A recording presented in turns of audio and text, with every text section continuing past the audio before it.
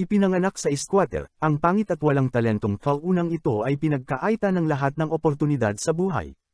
Pero imbes na sumuko katulad mo nung iniwan ka ng ex mo, natuto siyang gamutin ang sarili at nagbukas ng isang lihim na klinika para sa mga taong squatter.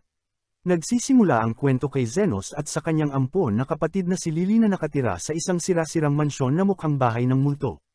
At multo nga ito kasi ang pinakamasamang uri ng espiritu na si Carmela ay nakikitira sa kanila bilang roommate. Habang si Lily ay abalang ginagampanan ng pagiging mabait na may bahay na nagluluto ng masarap na pagkain para kay Zenos, si Zenos naman ay lumalabas upang gamutin at tulungan ng kahit sinong masalubong gamit ang kanyang kapangyarihang panggagamot kapalit ng pera. Siyempre habang wala siya, dumarating sa bahay ang tatlo niyang tambay na kaibigan na sina Zafaya, Lo, at Linga na may palusot na gusto raw magpagamot kahit hindi naman talaga sila nasugatan. Dahil wala si Zenos, naghintay na lang sila. Pero dahil wala silang magawa, kinulimbat nila ang niluluto ni Lily na nilaga at nilantakan lahat habang hindi siya nakatingin. Pagbalik ni Lily, hiningan niya sila ng paliwanag sa gulong ginawa nila.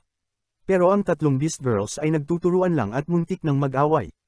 Pinatigil sila ni Lily dahil alam niyang magagalit si Zenos kapag nakita silang nag-aaway, kaya nagkabati-bati na lang sila. Si Carmela na espiritu, alam kung gaano kahanahon si Lily kaya bumaba siya para pahiyain lalo ang tatlong Beast Girls hanggang sa napaluhod ang mga ito habang nagmamakaawa.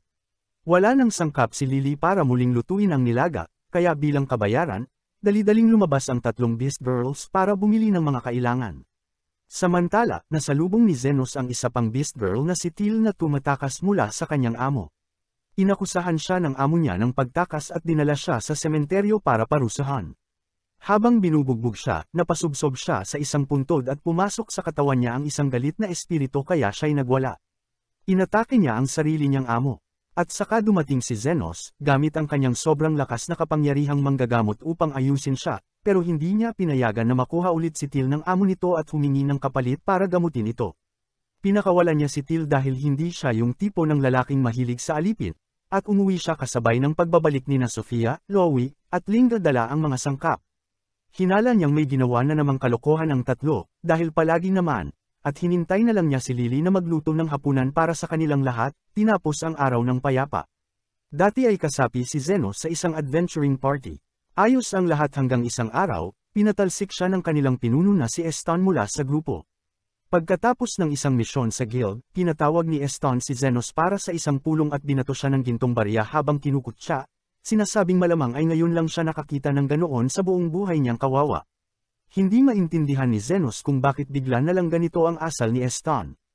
Kaya inamin ni Eston sa kanya na wala na siyang silbi sa grupo at napagdesisyonan nilang lahat na hindi na nila kailangan ang isang walang kwentang tulad niya.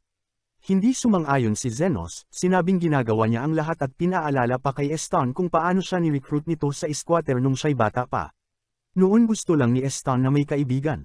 Kaya bakit ngayon, matapos siyang gamitin ng ilang taon, ay basta na lang siyang itinatapon. Ibig bang sabihin ay hindi na siya itinuturing na kaibigan?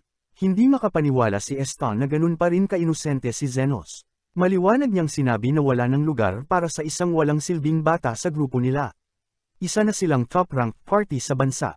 At kung kasama nila ang isang gaya ni Zenos, masisira lang ang imahe nila. Sinubukan pa ring ipaglaban ni Zenos ang sarili niya, sinabing hindi sana sila nakaabot sa ganito kung wala siya bilang maaasahang healer nila.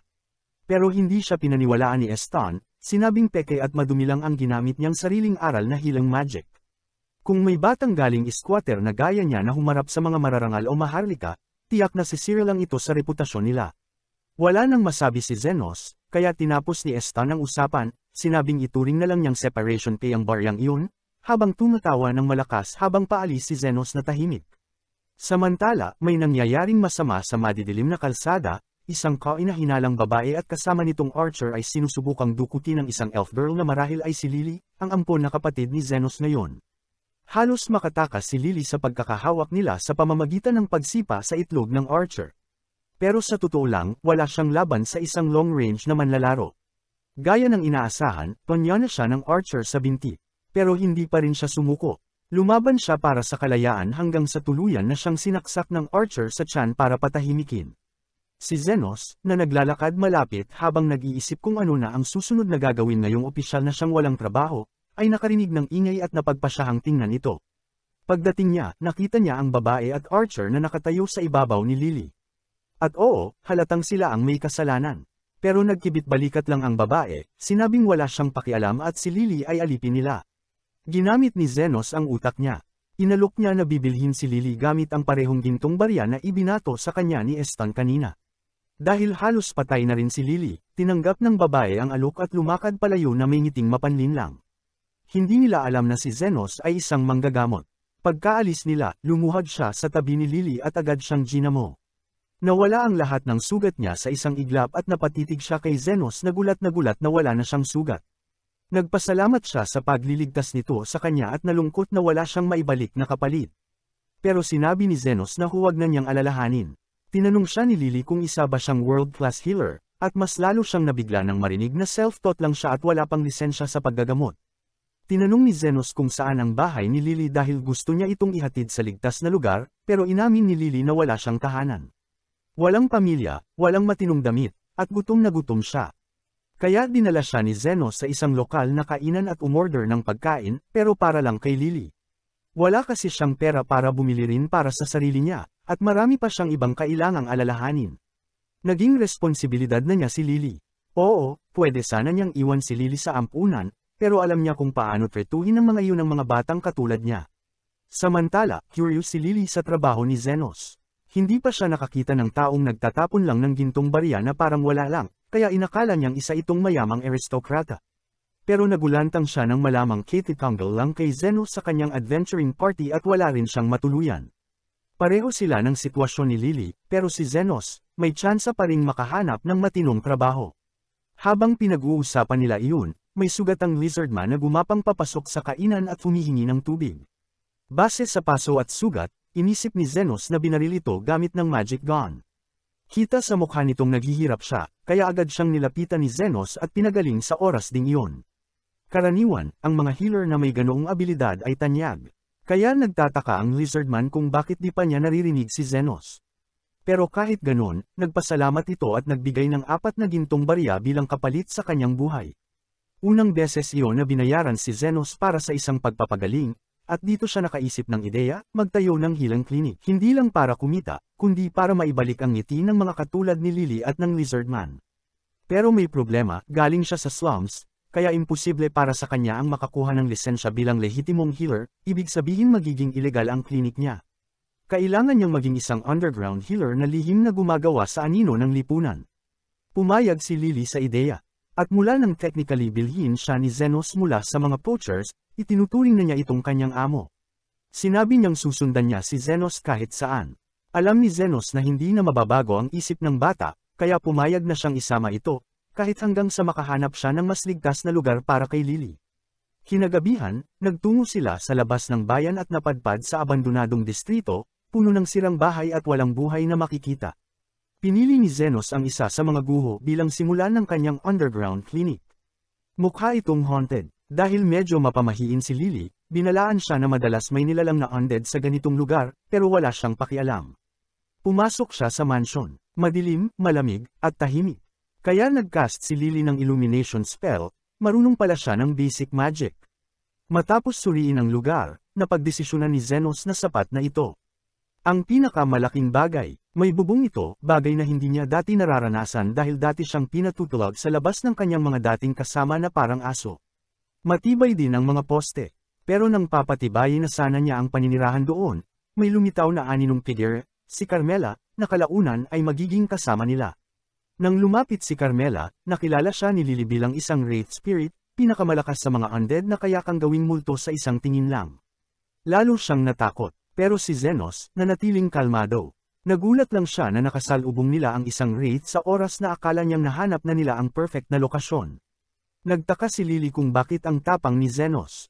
Bigla silang inatake ni Carmela, pero pinrotektahan agad sila ni Zenos gamit ang healing spell. Doon lang niya lubos na naintindihan kung ano ang wraith, matagal na pala niya itong nakakasalamuhan noon pa man nang pinapadala siya ng isang kaibigan sa isang underground labyrinth para sa kasiyahan nito.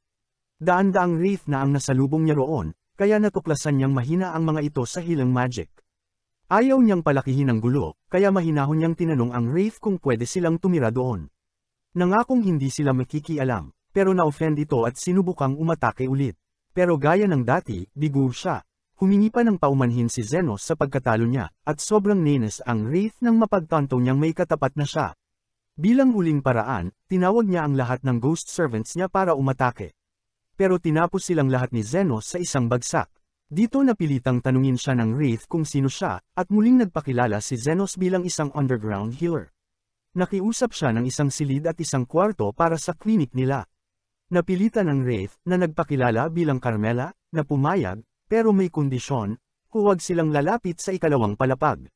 Naguguluhan pa rin si Lily kung paano niya ipiproseso ang lahat ng iyon. Kinaumagahan, inayos nila ang unang palapag para magmukhang klinik, at nakasuot pa si Lily ng uniforming nurse. Pero dahil wala pang dumadating, nabagot siya. Nag-alok siyang lumabas at mag-promote pero natakot si Zenos na baka matunten sila ng Royal Hospital. Sinabihan niya si Lily na maghintay lang, darating din ang mga pasyente. At dumating nga, may biglang pumasok at agad siyang sinalubong ni Lily. Pamilyar ang hitsura nito, parang inaasahan siya ni Zenos. May magic gunshot burn kasi siya, bagay na hindi mo pwedeng ipatingin sa regular na ospital. Pero sabi ng lalaki, hindi siya ang nagpapagamot, kundi ang kapatid niyang babae na tinamaan sa braso. Sa masusing pag-obserba, napagtanto ni Zenos na nabaril ang babae ng isang bala na may lasong mahika. Dahil nasa kamay pa rin nito ang bala, nagsimula na itong mabulok. Nang marinig ng babae ang lahat ng ito, siya ay nagulat. Nais niyang malaman kung kaya ba siyang pagalingin ni Zenos, at tiniyak niya na kaya niya, ngunit kailangan munang putulin ang kamay bago pa kumalat ang lason. Nang marinig ito, tinanggap ng babae ang kanyang kapalaran at tinanong kung magkano ang halaga ng pagpapagaling. Tumugon si Zenos na 1,000,000 yen ang kailangan, bagay na ikinagulat ng magkapatid dahil sa laki ng halaga lalo na't mawawala rin ang kanyang braso sa proseso. Upang baguhin ang kanyang isip, ipinakilala ng babae ang sarili bilang si Zaphia the Tornado. Isa siya sa 3 pinuno sa slum at pinuno ng mga lizardmen, isang kilalang nagnanakaw sa mga sakam na mga ngalakal at ibinabalik sa mga mahihirap ang bahagi ng kanyang nakukuha. Samantala, nais malaman ni Zaphia kung sino si Zenos na humihingi ng 1,000,000 yen para sa kanyang serbisyo. Tiniyak ni Zenos sa kanya na mapapalitan naman ang kanyang kamay. Lubhang ikinagulat ito ni Zaphia. Hindi niya kailanman inakalang may manggagamot na kayang magpatubo muli ng kamay. Sa narinig, nagtataka si Zenos kung bakit hindi alam ng isang manggagamot ang isang simpleng kakayahan tulad ng regeneration. Wala siyang kaalaman sa mga pamantayan ng mga manggagamot sa mundong yun dahil hindi siya nakapag-aral doon.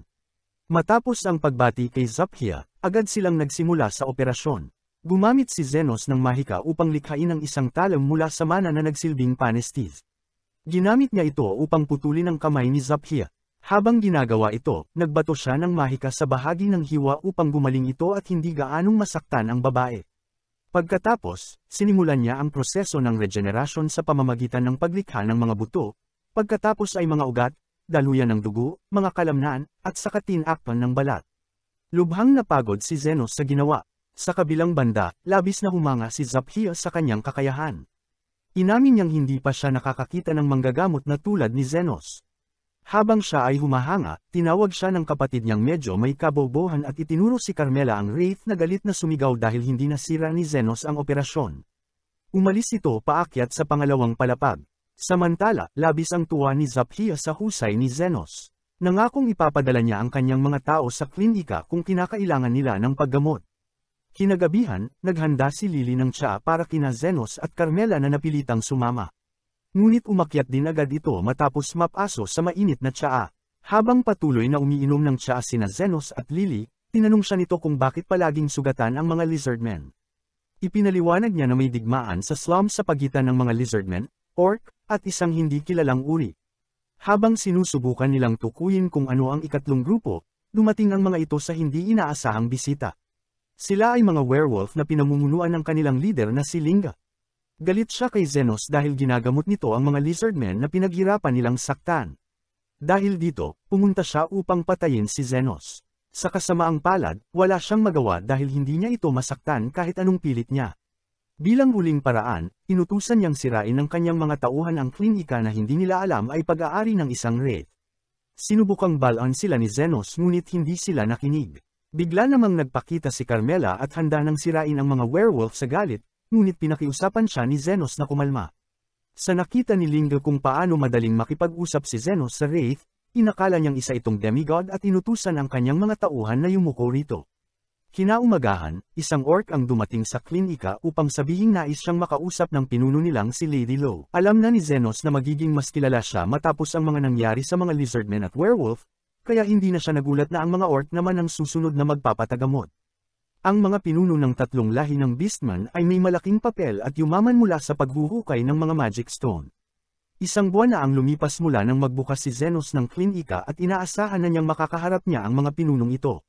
Kaya tinanong niya ang orc kung matalino ba si Lo at kung makikinig ito habang ginagamot. Nang kumpirmahin ng orc na matalino si Lo, pumayag siyang gamutin ito. Ang leader ng faction ng mga lizardmen na si Zafaya ay nagbigay sa kanya ng mga regalo at ang leader ng faction ng mga werewolves na si Linga ay nagtatayo ng isang malaking mansyon sa tabi upang bayaran ang gulo na ginawa niya noong nakaraan. Kaya kahit na ang leader ng mga orc na si Lo ay nagdulot ng problema sa kanya, hindi siya nag-alala. Assuming na siya ay katulad ni Linga at Zafaya sa karakter at integridad. Sa anumang kaso, tinanong niya ang orc kung bakit hindi personal na dumating si Lo upang makita siya. Ipinaliwanag ng orc na hindi dinala si Lo dito dahil puno ng mga tao mula sa kalabang teritoryo ang lugar. Naiintindihan ito, kaya tinanong ni Zenos ang orc kung gaano kalala ang kalagayan ni Lo. Nang malaman niyang hindi siya makalakad, agad siyang tumayo upang gamutin siya sa kanyang lugar ng personal. Dinala siya ng orc sa harap ng isang kuweba na siyang yungib ng faction ng orc at dinala siya sa landas patungo sa silid ng trono kung saan naghihintay si Lo at ang kanyang mga tauhan para dumating si Zenos. Ipinakilala ng orc si Lo kay Zenos bilang isang umuusbong na underground healer at hindi pinalampas ni Lo ang pagkakataon upang sabihin kay Zenos kung gaano siya naging sikat dahil sa pagpapagamot sa mga tao mula sa mga slums ng maramihan. Tinanong ni Lo si Zenos kung kaya ba niyang magbigay ng anumang uri ng pagpapagaling basta't makatarungan ang bayad. Sumagot si Zenos ng oo, na nagsasabing pagod na siyang magtrabaho ng walang kapalit. Anuman, tinanong ni Lo si Zenos kung alam ba niya kung bakit hindi siya makagalaw mula sa trono. Inisip ni Zenos na ito ay isang hamon, kaya ginamit niya ang kanyang kakayahang tinatawag na scan upang tingnan ang kalagayan ni Lo dahil sa labas, hindi naman siya mukhang may anumang pinsala sa katawan. Pagkatapos ng tamang pagsusuri, napag-alaman niyang may bukol si Lo sa kanyang tiyan na nagpapalabas ng magical energy kaya't naisip niyang baka ito ay isang magic stone at hindi isang tumor. Kinatigan ni Lo ang kanyang hinala at sinabi sa kanya na ang magic stone sa loob niya ay may mataas na tendency na sumabog, ibig sabihin may mataas na pagkakataon na mamatay siya agad kung susubukan niyang gumalaw. Tinanong ni Zenos si Lo kung may naglagay ba ng magic stone bomb sa kanyang pagkain o anuman. Ngunit sinabi ni Lo na hindi ganoon. Sa katunayan, inisip niyang kwek-kwek ito at kinain ito tulad ng isang mukbanger. Noong una, inisip ni Zenos na siya ay nasa panganib. Ngunit nang makita siyang nagbibiro, inisip niya na ang kanilang oras ay nauubos at tinanggihan siyang tulungan, sinabi niyang tumulong siya sa sarili niya. Naging seryoso si Lo at humiling kay Zenos na pag-isipan niyang muli. Sinabi niyang bahagya niyang chewin ng magic stone habang kinakain ito at naniniwala siyang wala ng oras bago ito sumabog. Ang pinakamalaking problema ay hindi aalis ang kanyang mga tauhan sa kanyang tabi anuman, dahil masaya silang mamatay kasama siya. At dahil maraming buhay ang nakataya, ibinigay ni Lo kay Zenos ang susi ng lahat ng kanyang mga yaman kapalit ng pagliligtas sa kanya at sa kanyang mga tapat na tagasunod. Sa wakas ay pumayag si Zenos na tumulong at nagsummon ng scalpel upang simulan ang operasyon. Sa isang iglap, inalis niya ang magic stone mula sa kanyang tiyan at inisil ito gamit ang kanyang hilang magic. Lubos na namangha si Lo, ngunit wala siyang oras upang magdiwang dahil maaari pa ring sumabog ang magic stone. Ngunit sa halip na itapon ito, kinuha ni Zenos ito sa kanyang mga kamay. Nang sumabog ang bato, hindi ito nag-iwan ng kahit isang scratch dahil pinrotektahan niya ang sarili gamit ang kanyang special defensive magic ng main character. Pagkatapos magawa ang trabaho, ibinalik ni Zenos ang susi kay Lo, hindi nais na kunin ang kanyang yaman, at malinaw na nagsabi na ang hinihiling lamang niya ay presyo na katumbas ng halaga ng kanyang ginawa. Muli, namangha si Lo sa mga etika ni Zenos at sinabi niyang tawagan siya kapag kailangan ng tulong. Voluntaryo niyang inaalok ang pagbibigay ng 24/7 security para sa kanyang klinika. Habang bumabalik ang kanyang gana, tinanong ni Lo si Zenos na sumama sa kanya sa isang kwek-kwek meal. Ngunit hindi inisip ni Zenos na magandang ideya iyon dahil sa nangyari sa kanya noong huling beses na sinubukan niyang kumain ng kwek-kwek. Nang gabing iyon, umuwi si Zenos at natagpuan si Lily na may selos, ipinahayag kung gaano siya nababather sa mga madalas na pagbisita ni Zafaya, Linga, at ngayon ni Lo.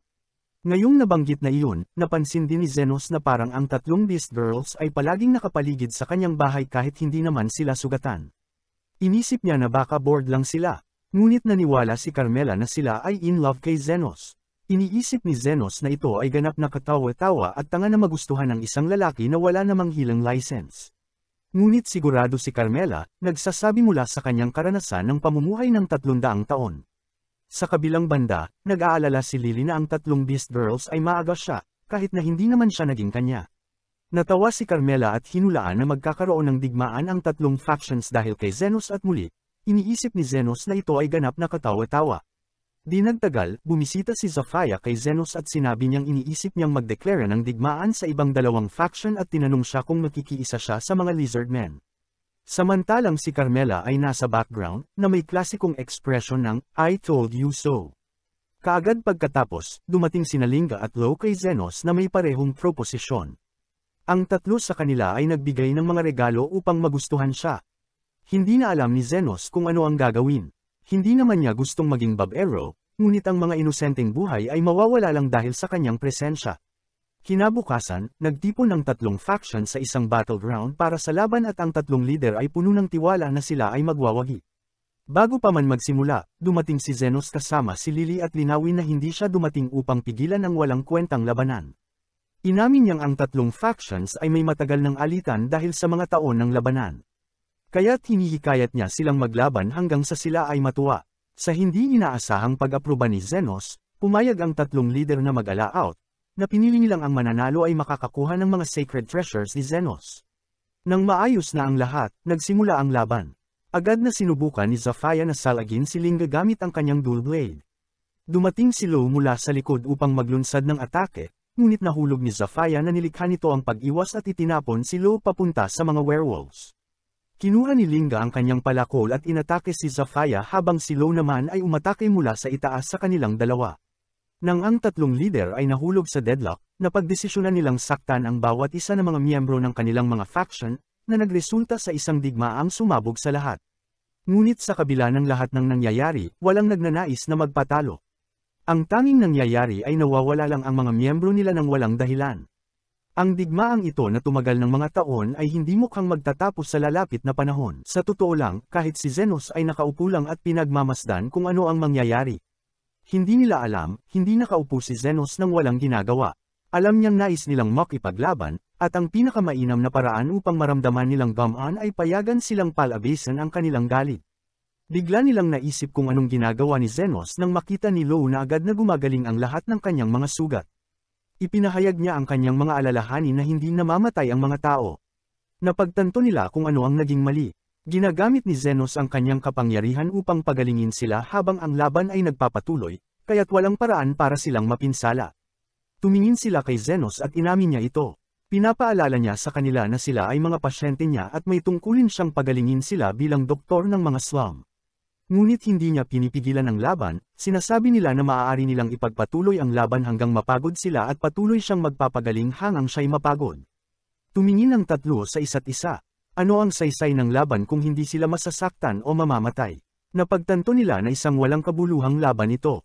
Nakakagulat na ngayon lang nila napagtanto ito. Napagdesisyonan nilang tapusin na ito. Panahon na para magkaisa silang lahat bilang mga demi-humans na nakatira sa slum. Ngunit may isang bagay na hindi nila matitigil paglalabanan, kung sino ang magiging kasama ni Zenos. Para sa digmaang ito, walang gustong umatras. Tumingin si Lily kay Zenos na para bang wala siyang pangunawa.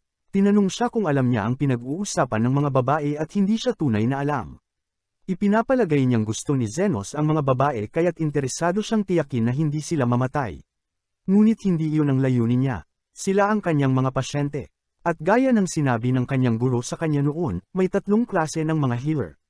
Ang ikatlong klase ay ang mga naggagamot ng mga sugat, ang ikalawang klase ay ang mga nagpapagaling ng mga tao, habang ang unang klase ay mga healer na nagsisikap upang gawing mas maganda ang mundo. Ang dummy ay naniniwala na siya ay nasa ikatlong klase at ang lahat ng ginagawa niya ay magpagaling ng mga sugat, ngunit iniisip din niyang dahil siya ay nasa slum, maaari niyang gawing mas maganda ang slum. Pinagdududahan pa rin ni Lily na hindi siya gusto ng mga babae. Sa totoo lang, magiging kapaki-pakinabang sa klinika kung patuloy na naglalaban ang mga nilalang. Sa ganoong paraan, patuloy silang magkakaroon ng mga sugat at dumarating ang mga kliyente sa kanilang ospital. Agad niyang pinili na aminin ang kanyang nararamdaman sa kanya. Kaya't sinabi niyang gusto niya siya, ngunit naramdaman ni Zenos na isang pagkakaibigan na parang magkapatid. Kaya't sinabi niyang gusto rin niya siya. Nakakuha sila ng bayad at umuwi. Samantala, nag-aalala ang komandante ng mga Royal Knights tungkol sa piraso na ito. Tinawag niya ang kanyang Vice Commander na si Krishna, na tinaguri ang Iron Rose. Ibinunyag niya sa kanya na nakarinig siya ng rumor na hindi na naglalaban ang mga demi-humans. Hindi naniwala si Krishna na maaari nang tumigil ang kanilang laban. Mahalaga ang laban na iyon para sa kabutihan ng bansa. Upang mapanatili ang balanse, tinitiyak nilang maglalaban ang mga mahihirap at mahihina dahil kung abala sila sa laban na iyon, hindi nila maiisip na atakihin ang mga mamamayan at ang mga maharlika. Ang pagtatapos ng laban ay masama para sa kanila. Nalaman niyang isang tao ang nakialam sa laban, kaya't sinabi niyang dapat imbestigahan ni Krishna kung totoo ang rumor. At kung totoo, dapat niyang patayin ang taong sangkot upang magpatuloy ang bansa sa dati nitong takbo. Wow! Nagulat ako, may mga tao talagang ayaw ng kapayapaan. Sa klinika, ang tatlong babae ay nakatayo sa likod ni Zenos na pinuprotektahan siya mula sa wala. Sa katunayan, nang siya'y bumahin, lahat sila ay labis na protective. Si Zafaya ay nag-alok na aliwin siya gamit ang kanyang buntot at si Lo ay nag-alok ng kanyang kokomelon. Ngunit may isang tao na walang buntot o kahit kokomelon na maya-alok, si Lily. Galit siya habang tinitingnan ang sarili. Wala siyang laban sa mga ito. At kung may kompetisyon man, tiyak siya ang matatalo. Isang bagay na kaya niyang gawin ay magluto. Kaya't dali-dali siyang nagmamadaling maghanda ng tsaa. Pagbalik niya, nasaksihan niyang pinagagaling ni Zenos ang mga sugat ni Zafaya. Inamin niyang matagal nang hindi nasusugatan si Zafaya at ngayon pati ang isa sa kanyang mga lizard ay nasugatan din. Ibinunyag niyang sila ay nasugatan ng mga miyembro ng Royal Knights. Nagtalakay sila tungkol sa lakas ni Iron Rose at kung bakit siya ay patagilid na nanlurkang sa paligid nila. Pagkalabas ng usapan na iyon, nagtanong si Zenos tungkol sa hapunan at si Lily ay nag-iisip kung ano ang lulutuin, ngunit nagsimula ng magbanggit ang mga babae ng kanilang nais na hapunan. Dahil dito, sinabi niya na hindi siya nagtatanong sa kanila at tiningnan siya ng mga babae na nagulat. Inihanda ni Lily ang hapunan at nagsalo-salo silang kumain. Habang kumakain, nagkomento si Carmela na siya lang ang makakapagbuo ng 3 pinuno ng slum at nakaramdam siya ng hinala na may masama na mangyayari. Lumipad si Carmela patungo sa kanyang lodge pagkatapos mag-iwan ng isang salita na nagpapaalala sa kanya na hindi siya ligtas. Ang mga hinala ay bihirang mali dahil kinabukasan, nahanap ni Krishna ang daan patungo sa slum.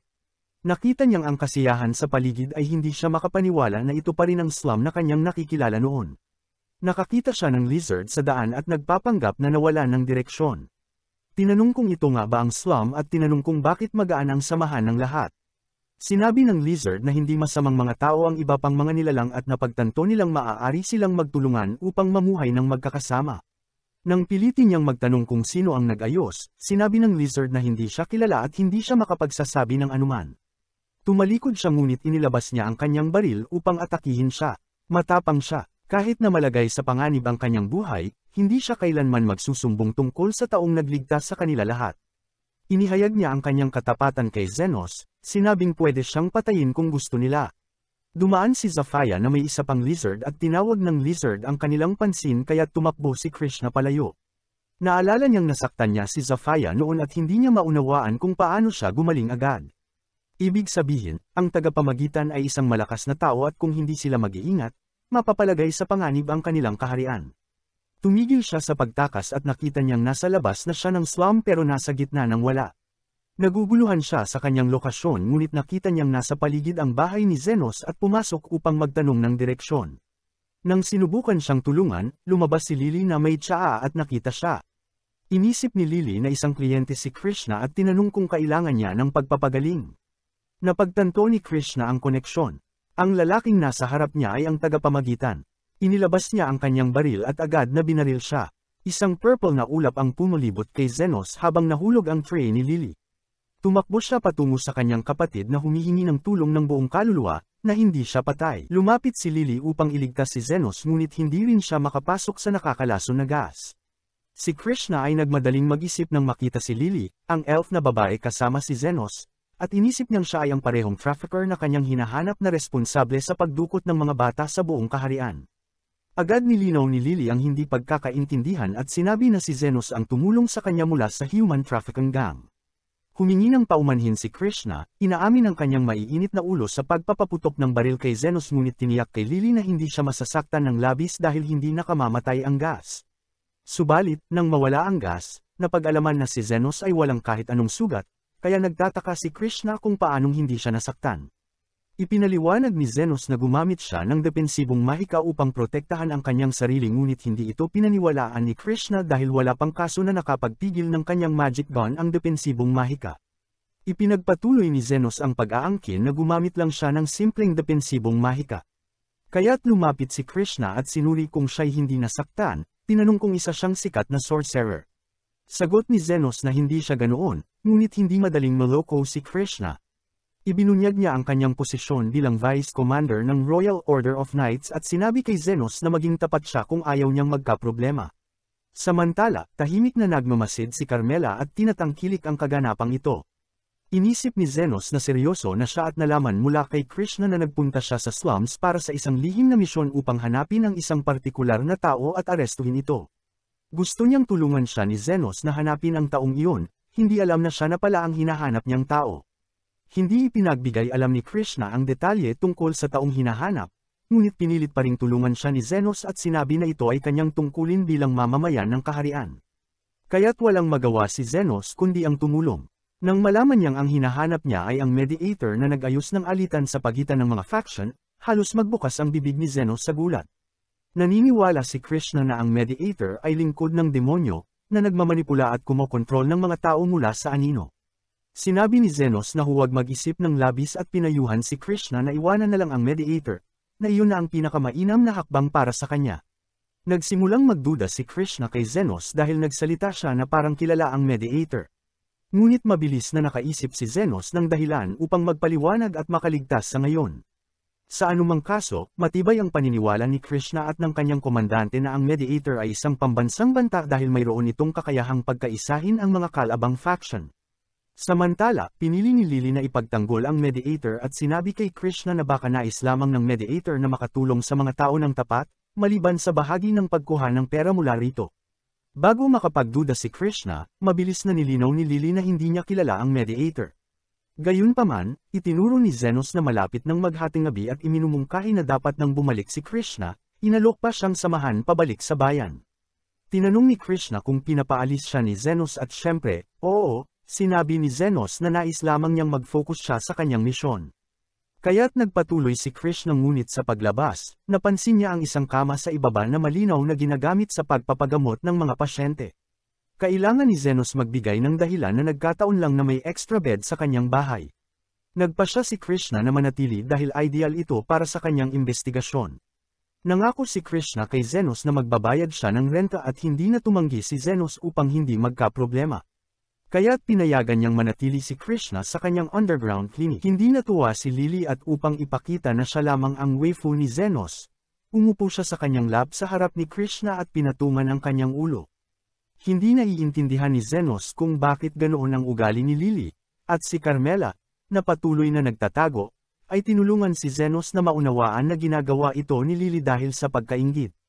Hindi ito naisip ni Zenos at iniisip niyang nagpapalabi si Carmela tulad ng karaniwan. Patuloy na alaga ni Lily si Zenos, binubuga ang kanyang tsaa upang pag-initin, sinusuklay ang kanyang buhok, at pinapakain siya ng prutas. Ngunit wala sa kanilang dalawa ni Krishna ang nag-react, kaya't napilitan si Lily gumamit ng secret weapon na tinuro ni Carmela. Hinalikan niya ang mukha ni Zenos at malakas na sinabi na hindi niya siya papatulugan ngayong gabi. Ngunit ilang minuto lang, natulog din siya.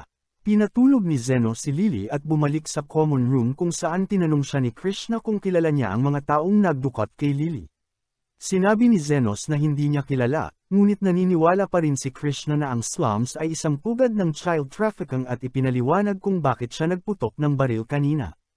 Muling humingi ng paumanhin si Krishna sa kanyang pagdeduce ng mabilis at ipinagmamalaki ang kanyang pagiging perpektong Vice Commander ng Royal Order of Knights ngunit tao rin siya at maaaring magkamali. Binago ni Krishna ang paksa at tinanong si Zenos kung kaya ba ng isang Master Healer na i-regenerate ang isang braso tulad ng isang Master Wizard na kayang protektahan ang sarili gamit ang depensibong mahika. Sinubukang linawin ni Zenos na hindi siya Master Wizard, ngunit ang kanyang pansin ay nakuha ng banggitin ni Krishna ang Master Healer na kayang mag-regenerate ng buong braso. Hindi siya pinansin ni Krishna at gumawa ng sariling conclusion na tanging ang pinakamataas na antas ng mga healer lamang ang makakagawa nito. Kaya't hindi niya maintindihan kung paano ang ganoong tao ay narito sa slums o kung bakit siya nagpagaling ng braso ni Zaphia. Tinanong ni Zenos kung paano niya alam ang tungkol dito at inamin ni Krishna na siya ang nagkasugat sa braso ni Zaphia, kaya't siya ay isang kaaway ni Zenos dahil si Zaphia ay kaibigan niya.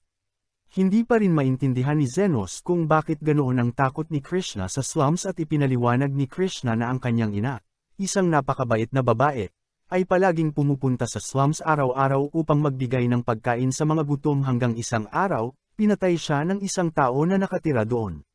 Si Krishna na isang bata pa noon ay nalaman mula sa investigasyon na ang kanyang ina ay pinatay ng isang grupo ng mga tulisan na nais nakawin ang kanyang wedding ring. Mula noon, nagpa siya si Krishna na maging isang hindi matitinag na bayani. Isang taong may kakayahang maghatid ng katarungan sa mga nagdusa ng hindi makatarungan at parusahan ang mga kriminal, lalo na ang mga mula sa mga slum, upang matiyak na walang ibang bata na mapaghiwalay sa kanilang ina tulad ng nangyari sa kanya.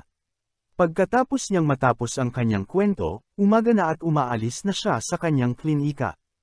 Habang naglalakad, ramdam ni Zenos ang labis na awa para sa kanya. Paano mangyayari na ang isang babaeng labis na nagmahal sa mga tao sa slum ay mapapatay ng mga parehong tao na kanyang minahal at pinrotektahan sa slum? Alam natin na siya ay mabait at naniniwala na ang bawat isa ay may mabuting ugali.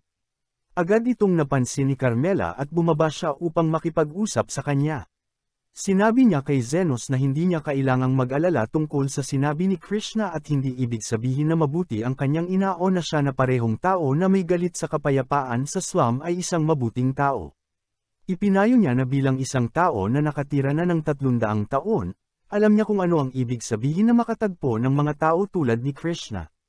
Nagpapasalamat si Zenos sa magagandang salita ni Carmela at pinaalala pa niya kay Zenos na hindi pa niya tinanggal ang bandila na inilagay niya sa labas ng klinika. Ang bandila ay upang pigilan ang mga demi-human na pumasok sa klinika upang hindi makatagpo si Krishna. At sa totoo lang, naging epektibo ito dahil walang dumalaw noong naruroon si Krishna. Nang matanggal ang bandila, pumasok si Zaphia para sa kanyang paggamot. Kasabay nito, bumalik si Krishna. Swerte na lang, hindi maganda ang kanilang muling pagkikita. Hindi kailanman naging maganda ito. Pareho nilang inilabas ang kanilang mga baril upang magpaputok sa isa't isa ngunit agad na nakialam si Lily. Sinabi niya na nawalan din ng daraanan si Zaphia at tinutulungan nila siyang makapunta. Saglit, bakit nila iniisip na paniniwalaan ito, gaya ng inaasahan, hindi ito tinanggap ni Krishna. Nagpatuloy siyang magtanong kay Zaphia kung paano muling tumubo ang kanyang braso pagkatapos siyang barilin. Ipinilit ni Zaphia na may isang tagapamagitan na may kapangyarihang magpagaling. Hindi interesado si Zaphia sa buong usapan.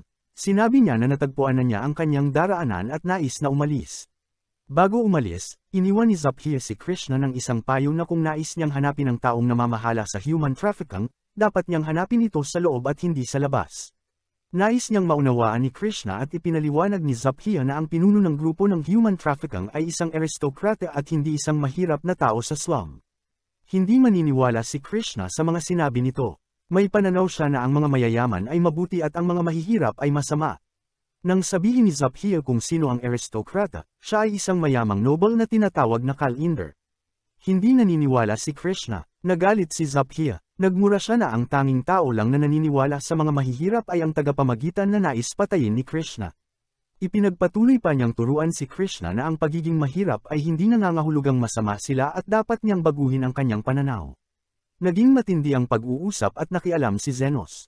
Ibinunyag niya na siya ang tagapamagitan ngunit hindi angkop ang kanyang personalidad sa ideya ni Krishna ng tagapamagitan. Inaasahan niyang ang tagapamagitan ay nakakapagpagaling lang. Ngunit si Zenos ay may kapangyarihan sa pagpapagaling at depensa.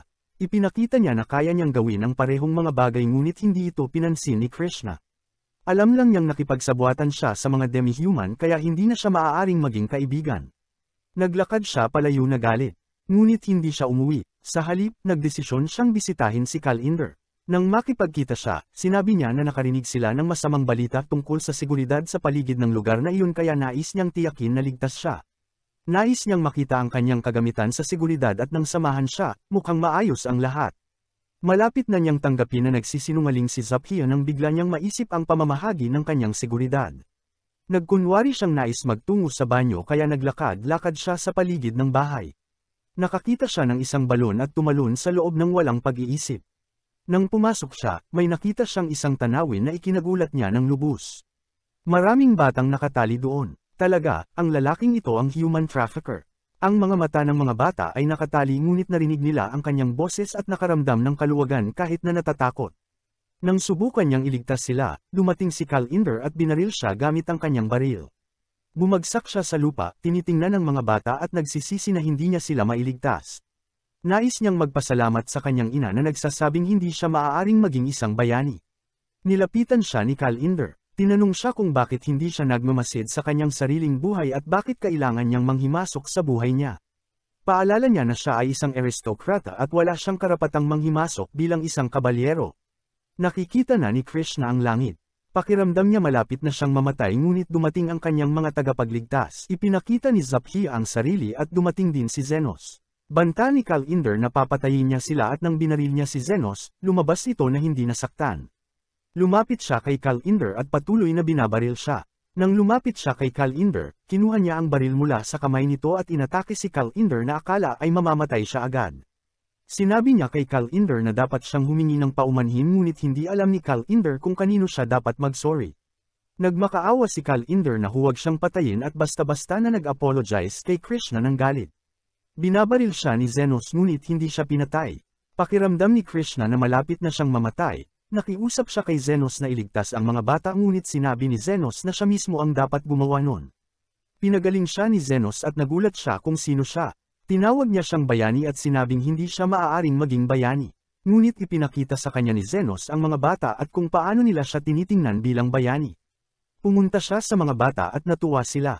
Sinabi ni Zenos sa kanya na ang isang bayani ay hindi ang taong perpekto, kundi ang taong handang iligtas ang iba.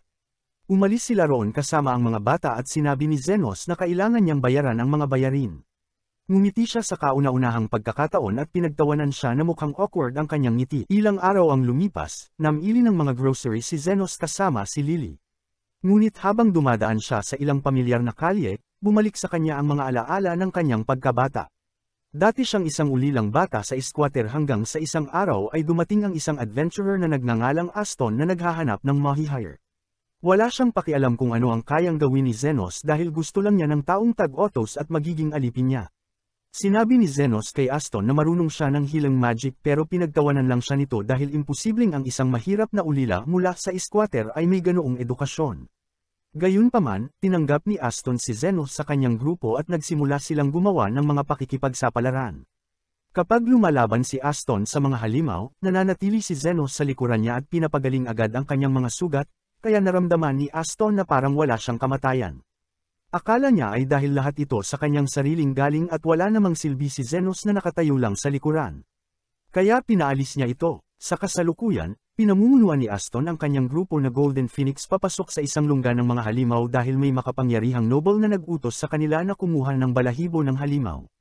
Chill lang ang lahat at ang ilan ay lasing pa dahil parang celebrity ang Trato sa kanila kahit saan sila magpunta.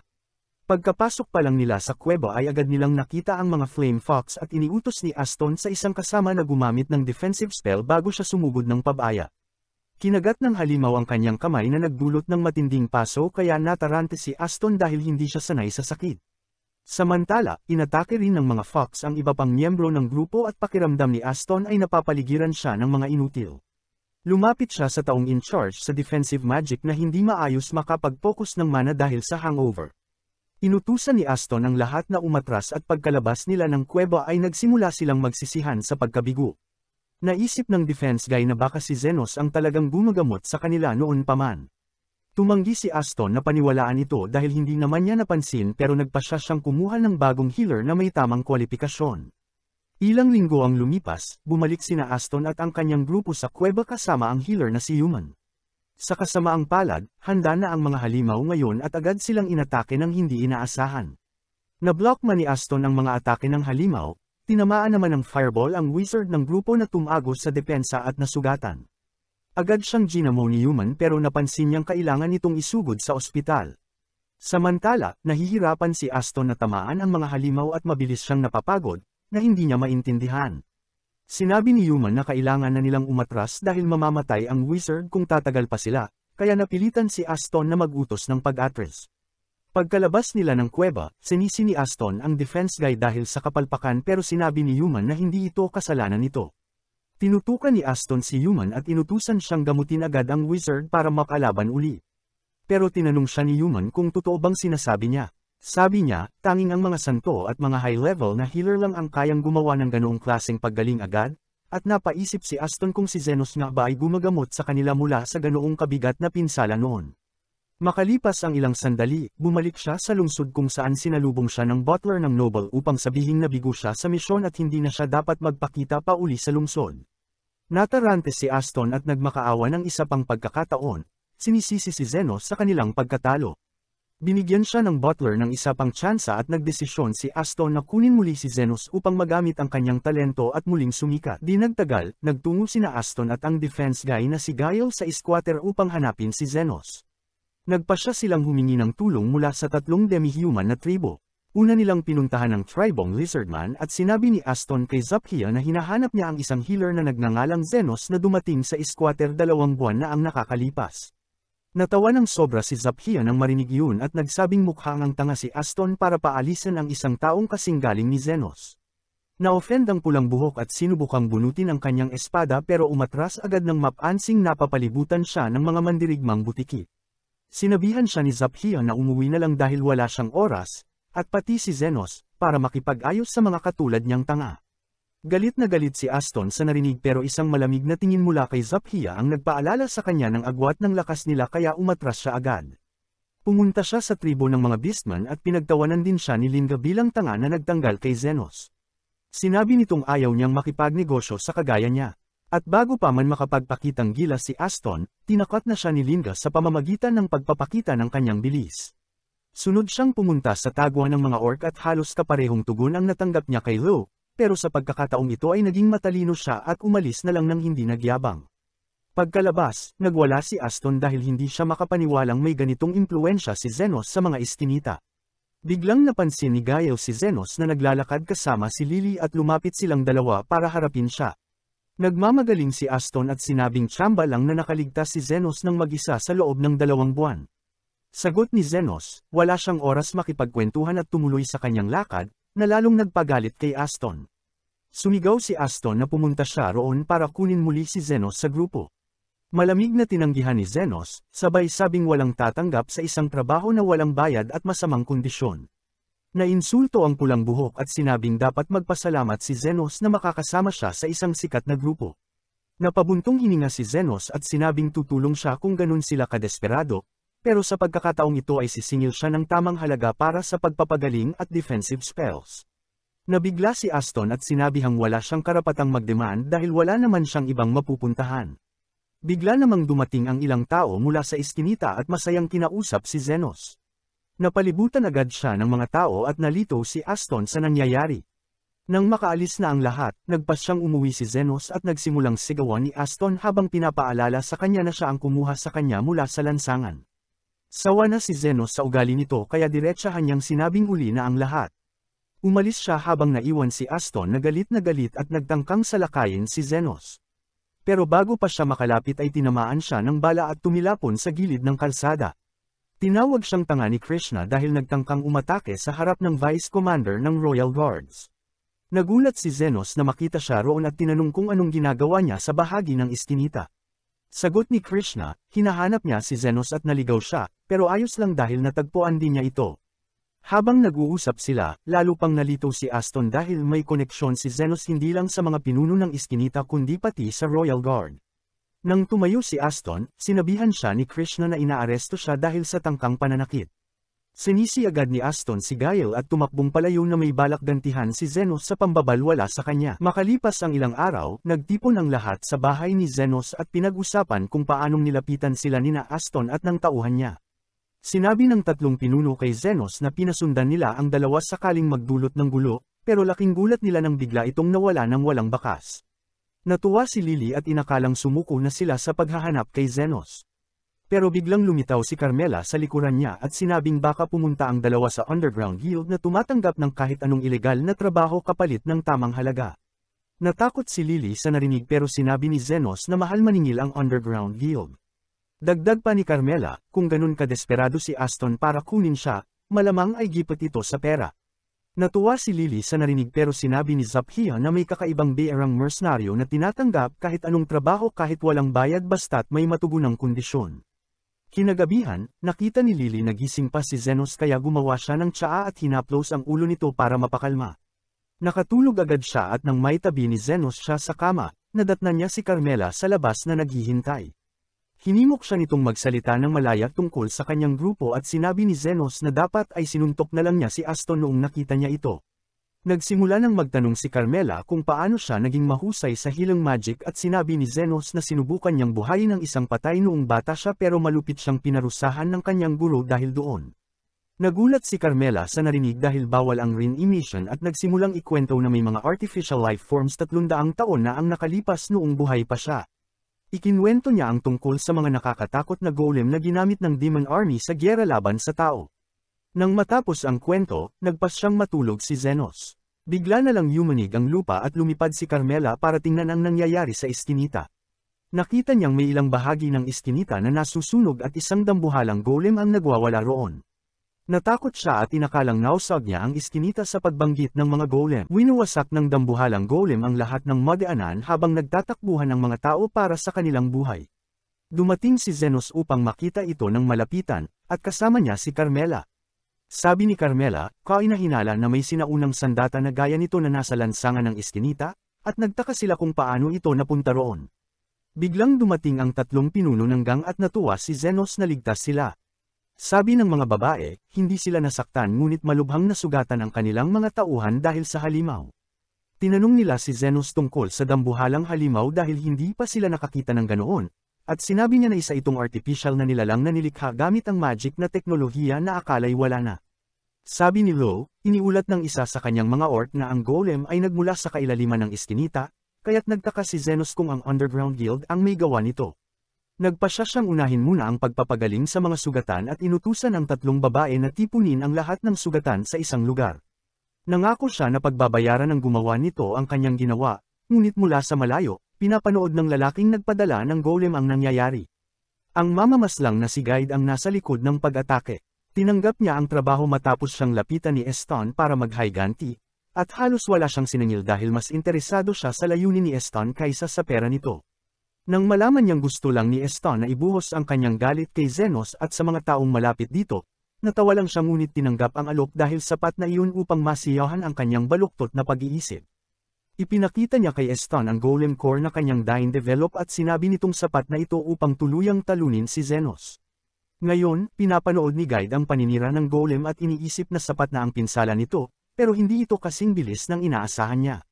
Nais niyang malaman kung ano ang mararamdaman ni Zenos kapag nagsimulang mamatay ang mga taong mahalaga sa kanya, isa-isa. Ngunit hindi papayag si Zenos na mangyari ito. Habang tinutulungan ng 3 gang ng mga demi-human ang mga sugatan, ginamit ni Zenos ang isang makapangyarihang long-range healing spell at agad na gumaling ang lahat. Sinimulan niyang gamutin ang mga minor injuries, ngunit inis siya habang ginagawa ito dahil hindi siya sigurado kung babayaran siya para sa paggamot sa daan-daang tao, at bukod pa roon, nasa bahay pa rin si Lily. Pinapanood ni Guide ang lahat mula sa kanyang pwesto at humanga siya sa kakayahan ni Zenos sa pagpapagaling, ngunit alam niyang hindi nito mareresolba ang problema hanggat hindi nila napupuksa ang golem. Gusto niyang makita kung paano ito susubukan ni Zenos. Nang matapos ni Zenos ang paggamot sa lahat ng sugatan, nakahinga na siya ng maluwag.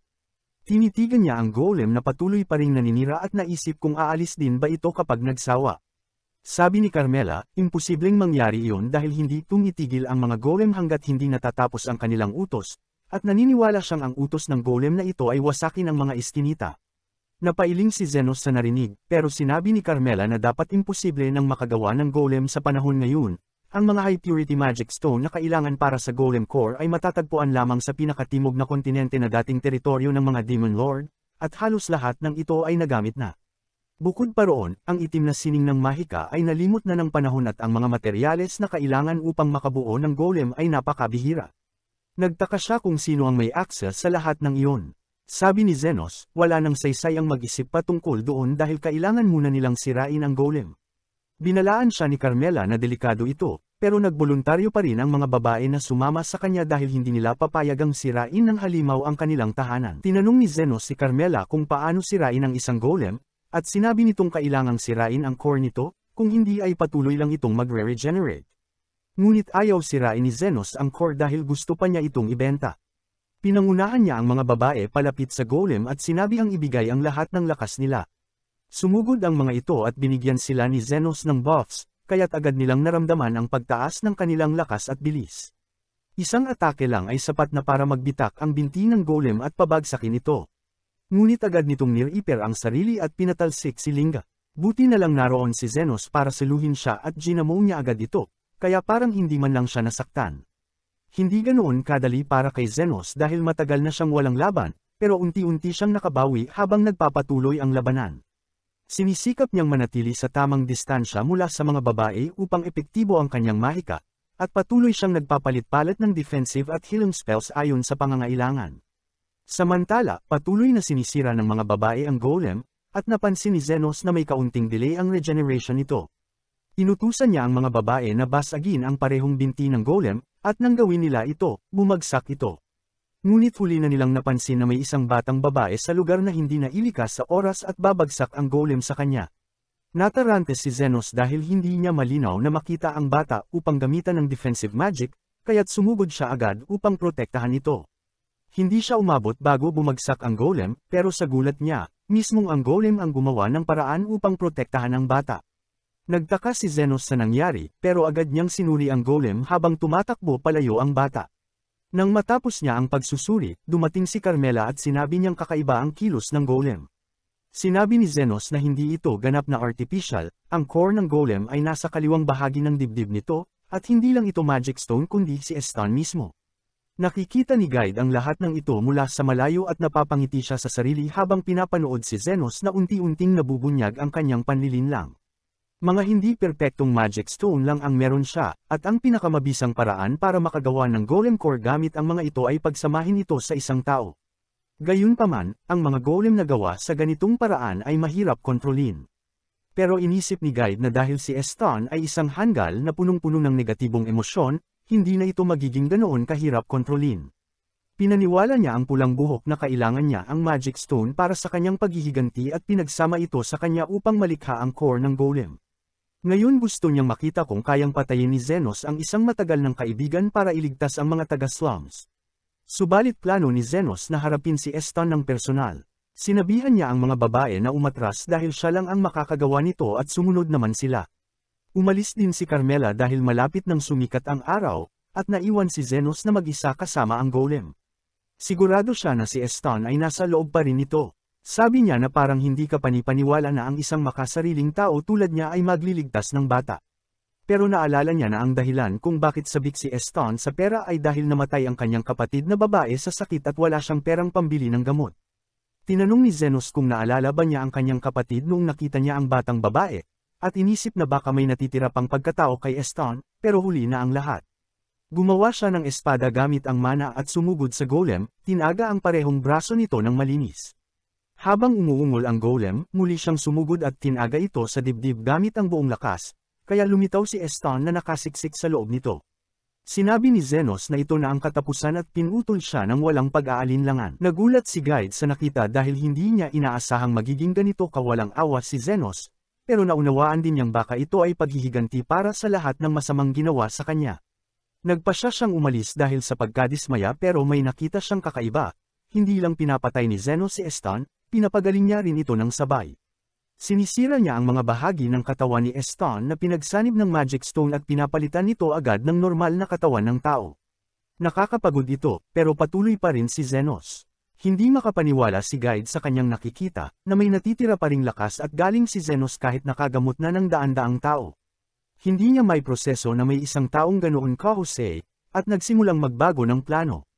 Samantala, sinabi ni Zenos kay Eston na mas mabuting mamatay siya roon para sa kabutihan ng mundo, pero hindi niya ito papayagan dahil may kailangang magbayad sa pinsalang dinulot sa slums at sa serbisyo niya sa paggagamot buong gabi. Kaya buhayin niya si Eston para singilin siya at ang kanyang kasabwat. Ang isa pang dahilan ay 2 beses siyang tinulungan ni Eston sa nakaraan, una ay nang iligtas siya sa lansangan, at pangalawa ay nang bigyan siya ng gintong barya bilang huling bayad na siyang tumulong sa kanyang palayain si Lily, at iyon ang nagbago ng kanyang buhay. Dagdag pa ni Zenos, ang pinakamahalaga sa lahat, isa siyang manggagamot, at hindi niya kayang hayaang may mamatay sa kanyang harapan. Sa sinabi niyang iyon, tinaga niya ang Magic Stone sa puso ni Eston ng buong lakas at nabasag ito. Sa wakas ay ganap nang nakalaya si Eston mula sa Magic Stone.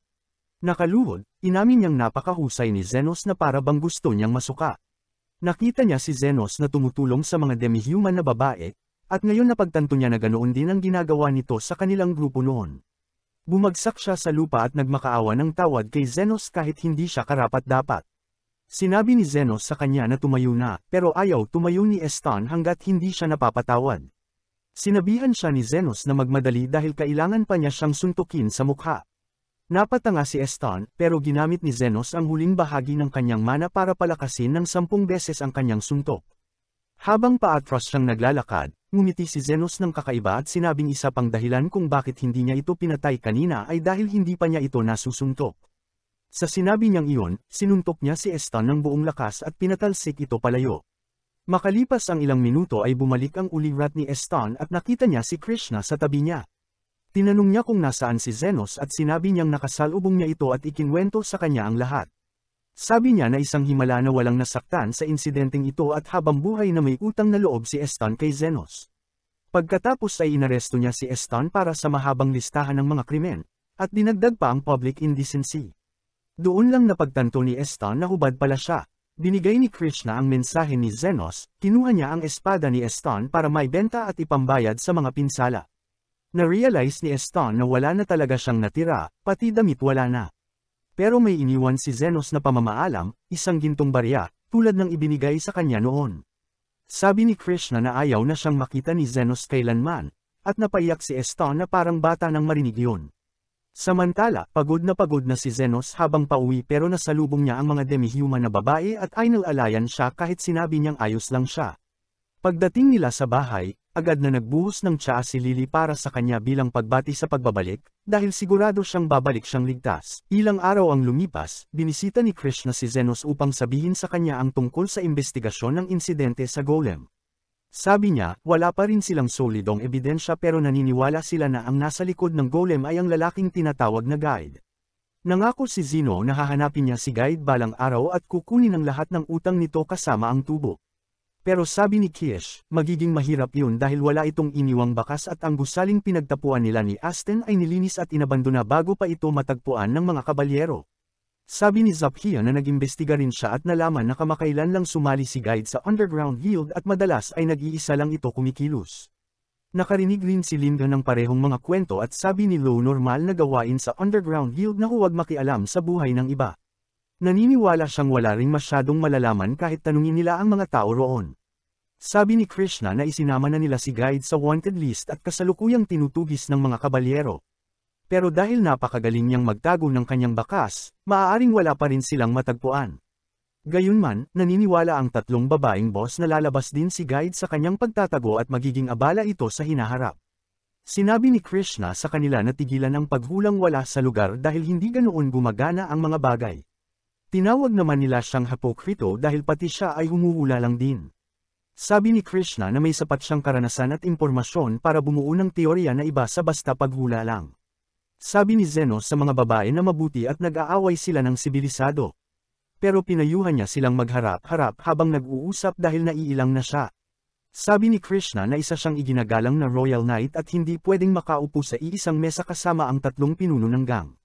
Sinabi naman ng mga demi-human na ayaw rin naman nila sa kanya. Walang ganang makisali si Zenos sa kanilang mga kalokohan kaya itinaboy na lang niya sila palabas ng klinika dahil gusto niyang magpahinga ngayong araw. Umupo siya para magbasa ng libro at dumating si Lily na nag-aalala. Sabi niya na mukha talagang pagod si Zenos simula nang umatake ang Golem at may naisip siyang paraan para gamaan ang pakiramdam nito. Sabi niya, dapat silang dalawa ay pumunta sa hot spring. Pero bago pa niya ito masabi, biglang pumasok si Zaphia na ikinagulat ni Lily. Sabi ni Zaphia na may magandang ideya siya para kay Zenos, dahil mabigat pa rin sa isip nito ang insidente sa golem, dapat silang pumunta sa hot spring. Mukhang nagustuhan ito ni Zenos pero nagalit si Lily dahil mawawala ang kredito sa kanya. Umalis na si Zaphia at dumating naman si Linga na may hinahanap. Sinabi rin niyang mabigat ang naging epekto ng golem attack at iminungkahi rin ang hot spring. Sabi ni Zenos na magandang ideya iyon pero bago niya masabing may kasunduan na sila ni Zaphia, umalis si Linga at sinabing sasama siya ngayon dahil ipinangako raw ni Zenos. Mas lalong nena si Lily. Pagkatapos ay dumating din si Lo. Ngayon, agresibong tinanong siya ni Zenos kung naroon din ba siya para imbitahan siya sa hot spring. Namula si Lo at tinanong kung paano niya nahulaan iyon. Sabi niya, siguro'y soulmate sila dahil pareho ang iniisip. Pero sabi ni Zenos, ang tunay niyang soulmates ay sina Linga at Zaphia dahil pareho sila ng ideya. Dumating rin si Krishna at alam na ni Zenos na gusto rin itong pumunta sa hot spring. Dahil sa inis, sinabi niya na magandang ang ideya iyon. Labis na nasaktan si Lily at habang siya ay tahimik na nagtatampo, nagtataka si Zenos kung bakit ganoon na lang ang pagkahumaling ng mga babae sa hot spring.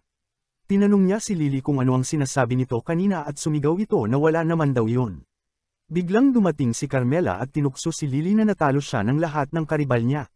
Sabi rin niya na matagal na siyang hindi nakakapunta sa hot spring kaya sasama rin siya. Pagkatapos nito, pumunta si Zenos sa hot spring upang magbabad at mapawi ang kanyang pagod. Iniisip niya na ang plano niyang maging isang underground healer para mamuhay ng tahimik at payapa ay hindi na mararating dahil masyado nang magulo ang lahat. Pero gusto niya ang ganitong mga sandali kung saan makakapagpahinga siya ng mag-isa. Hindi niya alam na hindi ito magtatagal. Biglang bumukas ang pinto ng paliguan at pumasok si Zaphia. Natarante si Zenos at sinabing ito ay panlalaking paliguan. Sabi ni Zaphia na naglagay siya ng karatulang, cleaning in progress, kaya wala nang papasok. Pumasok siya sa tubig at sinabing gusto niyang maging mas agresibo sa pang-aakit sa kanya pero alam niyang hindi iyon magandang ideya. Sinimulan niyang ikwento kung paano siya na bago simula nang makilala si Zenos at unti-unti siyang lumalapit habang ginugulo si Zenos sa pag-uusap.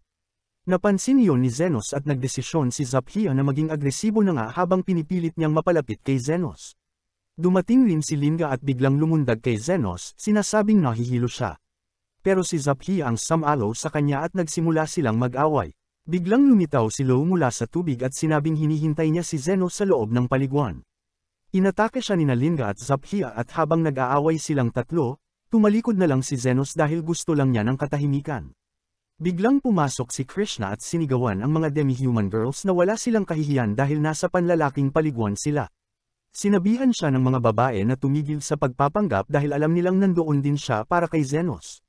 Nag-away silang apat at sa huli, ninas na si Zenos at pinalaya silang lahat sa men's bath. Pumunta sila sa women's bath at sa kabutihang palad, nandoon din si Yaman, isang healer, dahil may trabaho siya sa lungsod. Nagulat siya nang makita ang mga babaeng mula sa iba't ibang lahi na magkasama at doon niya nalaman na may elf at wraith din sa kanilang grupo. Sinubukang i-exercise ni Yaman si Carmela sa oras na makita niya ito, pero basta na lang tumago si Carmela sa pader at pumasok sa paliguan ng mga lalaki para guluhin si Zenos. Pagkatapos nito, nagtipon silang lahat para sa hapunan pero kahit gusto niyang makisalo sa lahat, tinalo si Krishna ng kanyang pride at naupo siya sa hiwalay na mesa. Maya-maya, pinatulog ni Zenos si Lily at uminom ng alak kasama si Carmela. Mukha pa rin siyang pagod kaya tinanong siya ni Carmela kung hindi ba siya nag-enjoy sa hapunan. Sumagot siya na masarap naman noong una, pero nag-umpisa ang mga babae ng patimpalak sa pag-inom kung saan ang mananalo ay makakaupo sa kanyang kondangan. Sa huli, nawalan ng malay ang lahat at kinailangan ni Zenos silang buhatin papunta sa kanilang mga kwarto. Tumawa si Carmela at sinabing dapat niyang i-enjoy ang mga walang kabuluhang sandaling ito habang kayapa, dahil malapit na siyang masangkot sa mga komplikadong bagay. Sinabihan siya ni Zenos na huwag siyang bulungan ng malas at saka tinanong kung paano siya nakarating doon gayong allergic siya sa araw. Ipinaliwanag ni Carmela na kaya niyang sakupin ang mga bagay na konektado sa kanya at noong araw ay sinakop niya ang isang lumang baston na dinala ni Lily papunta roon. Tinanong siya ni Zenos kung sa kanya ba ang baston noong siya ay buhay pa. Gusto niyang malaman kung ano talaga ang ginagawa ni Carmela noong siya'y nabubuhay, pero gaya ng dati, tumanggi ito at binuhusan na lang siya ng inumin. Kinaumagahan, ginaisang silang lahat ng isang pagsabog mula sa kusina at si Yaman ang unang tumugon. Pumunta siya sa kusina kung saan nakita niya ang may-ari ng bahay na nakahandusay sa sahig na may malulubhang paso sa katawan dahil sumabog ang firestones. Agad siyang nagbigay ng paunang lunas at sinabi sa asawa ng may-ari na kailangan siyang dalhin sa ospital para sa mas angkop na gamutan. Ngunit kahit ganoon, baka hindi pa rin niya magamit ang kamay niya muli. Dumating si Zenos at humingi si Yaman ng tulong sa kanya para dalhin ito sa pinakamalapit na ospital na may mga advanced healing circle. Hindi pa naririnig ni Zenos ang ganitong mga bagay kaya siya ay naging interesado. Pero sabi niya, hindi na kailangan dalhin ang lalaki sa ospital para sa ganitong klaseng sugat. Umalis siya habang sinasabi na dumating na ang kanyang sasakyan. Pero bago siya umalis, pinagaling niya ang lalaki ng libre bilang pasasalamat sa masarap na pagkaing niluto nito. Labis ang pagkadismaya ni Yaman, iniisip na iniwan ni Zenos ang isang sugatan. Pero bigla na lang bumangon ang may-ari ng bahay at nagtanong kung anong nangyari sa kanya. Ayos na ayos siya at nabigla si Yaman nang mapagtanto na si Zenos ay isa sa pinakamagagaling na tagapagpagaling para agad nitong malunasan ang ganoong kalalang sugat. Kaya pagbalik niya sa Royal Hospital, sinabi ni Yaman sa kanyang boss ang lahat ng tungkol sa pangyayari. Sabi ng kanyang boss, siguradong gugustuhin ng bansa na kuhanin si Zenos kung ganoon siya kagaling, pero kulang pa sila ng impormasyon para mahanap siya. Sabi niya, dahil pinagaling ni Zenos ang isang tao at umalis nang hindi naniningil ng pera, mabait siguro siyang tao kaya hayaan na lang siya. Pero nang mabanggit ni Yaman na suot ni Zenos ay isang itim na overcoat, biglang naging interesado ang kanyang boss at nagpas siyang hanapin si Zenos ng personal. Tinanong siya ni Yaman kung bakit siya nagbago ng isip at sagot niya ay gusto niyang makilala ang isa pang elite healer gaya niya. Ilang araw ang lumipas, dumating ang kapatid ni Zafaya kay Zenos habang buhat-buhat ang isang walang malay na lalaki na siyang lumabas na boss ni Yaman. Sabi ng Lizardman, nakita niya ang lalaki sa slums na nawala ng malay matapos umubo ng maraming dugo kaya agad niya itong dinala doon. Inihiga ni Zenos ang lalaki sa mesa at sinimulang i-scan ang kanyang katawan para sa posibleng sakit. Bigla niyang napagtanto na wasak ang baga ng lalaki dahil may sakit itong tinatawag na red lung. Sinabihan niya si Lily at ang lizard guy na lumayo dahil mas nakamamatay pa ito kaysa sa Ebola at mas nakakahawa pa kaysa sa COVID. Pero agad niyang pinagdudahan ang kanyang diagnosis dahil ang red lung disease ay nawala na ilang taon na ang nakalilipas dahil sa lunas. Habang nag-iisip siya ng ibang posibleng sakit, biglang bumangon ang lalaki at sinabing magaling si Zenos sa pagdiagnose. Ipinakilala niya ang sarili bilang isang elite healer mula sa Royal Hospital na si Becker. Tinanong siya ni Zenos kung anong ginagawa niya roon. Dumating si Yaman sa ospital at labis ang pag-aalala kay Becker na sinadya palang magkasakit para lang hanapin si Zenos. Tinanong siya ni Zenos kung talaga bang may red lung disease siya. Habang umuubo si Becker ng dugo, ipinaliwanag niya na uminom siya ng gamot na ginagaya lang ang sintomas ng sakit. Kinuha rin niya ang antidote para mabilis siyang gumaling. Tinanong siya ni Zenos kung saan siya nakakuha ng ganoong klaseng gamot. Sabi ni Becker siya mismo ang gumawa ng gamot habang naghahanap ng lunas para sa red lung disease. Sa wakas, napagtanto ni Zenos na si Becker ay isang bigatin at napa-fangirl si Yaman sa kanyang boss. Ipinaliwanag niya na si Becker ang nakahanap ng lunas sa maraming delikadong sakit kaya tinawag siyang elite healer. Tumawa lang si Becker at sinabing curious lang siya kay Zenos nang marinig niya ang tungkol sa isang underground healer na may itim na overcoat, pero hindi pala siya ang hinahanap niya. Sinabi ni Zenos na ang overcoat ay pag-aari ng kanyang master pero hindi niya nalaman ang pangalan nito. Ayon sa kutob ni Becker, si Zenos ay alagad ng lalaking hinahanap niya kaya inalok niya si Zenos na magtrabaho sa Royal Hospital dahil may isang masalimuot na kaso silang hinahawakan. Dumating bigla ang tatlong demi-human girls dahil nagtaas ng red flag si Carmela. Dahil sa naramdamang emergency, handa silang bugbugin si Becker kung pilitin niyang kunin si Zenos kaya nagbago ito ng approach. Sinabi ni Becker na gagawin niyang isang opisyal na quest ang pagkuha kay Zenos pansamantala at hindi naman ito tinutulan ni Zenos.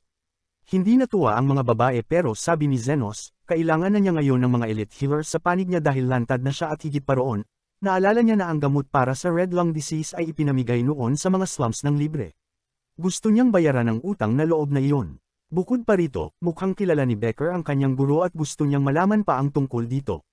Kaya pumayag siyang magtrabaho sa Royal Hospital kasama siya. Pagkatapos noon, dumating si Zenos sa Royal Hospital kasama sina Becker at Yaman at namangha siya sa laki ng lugar.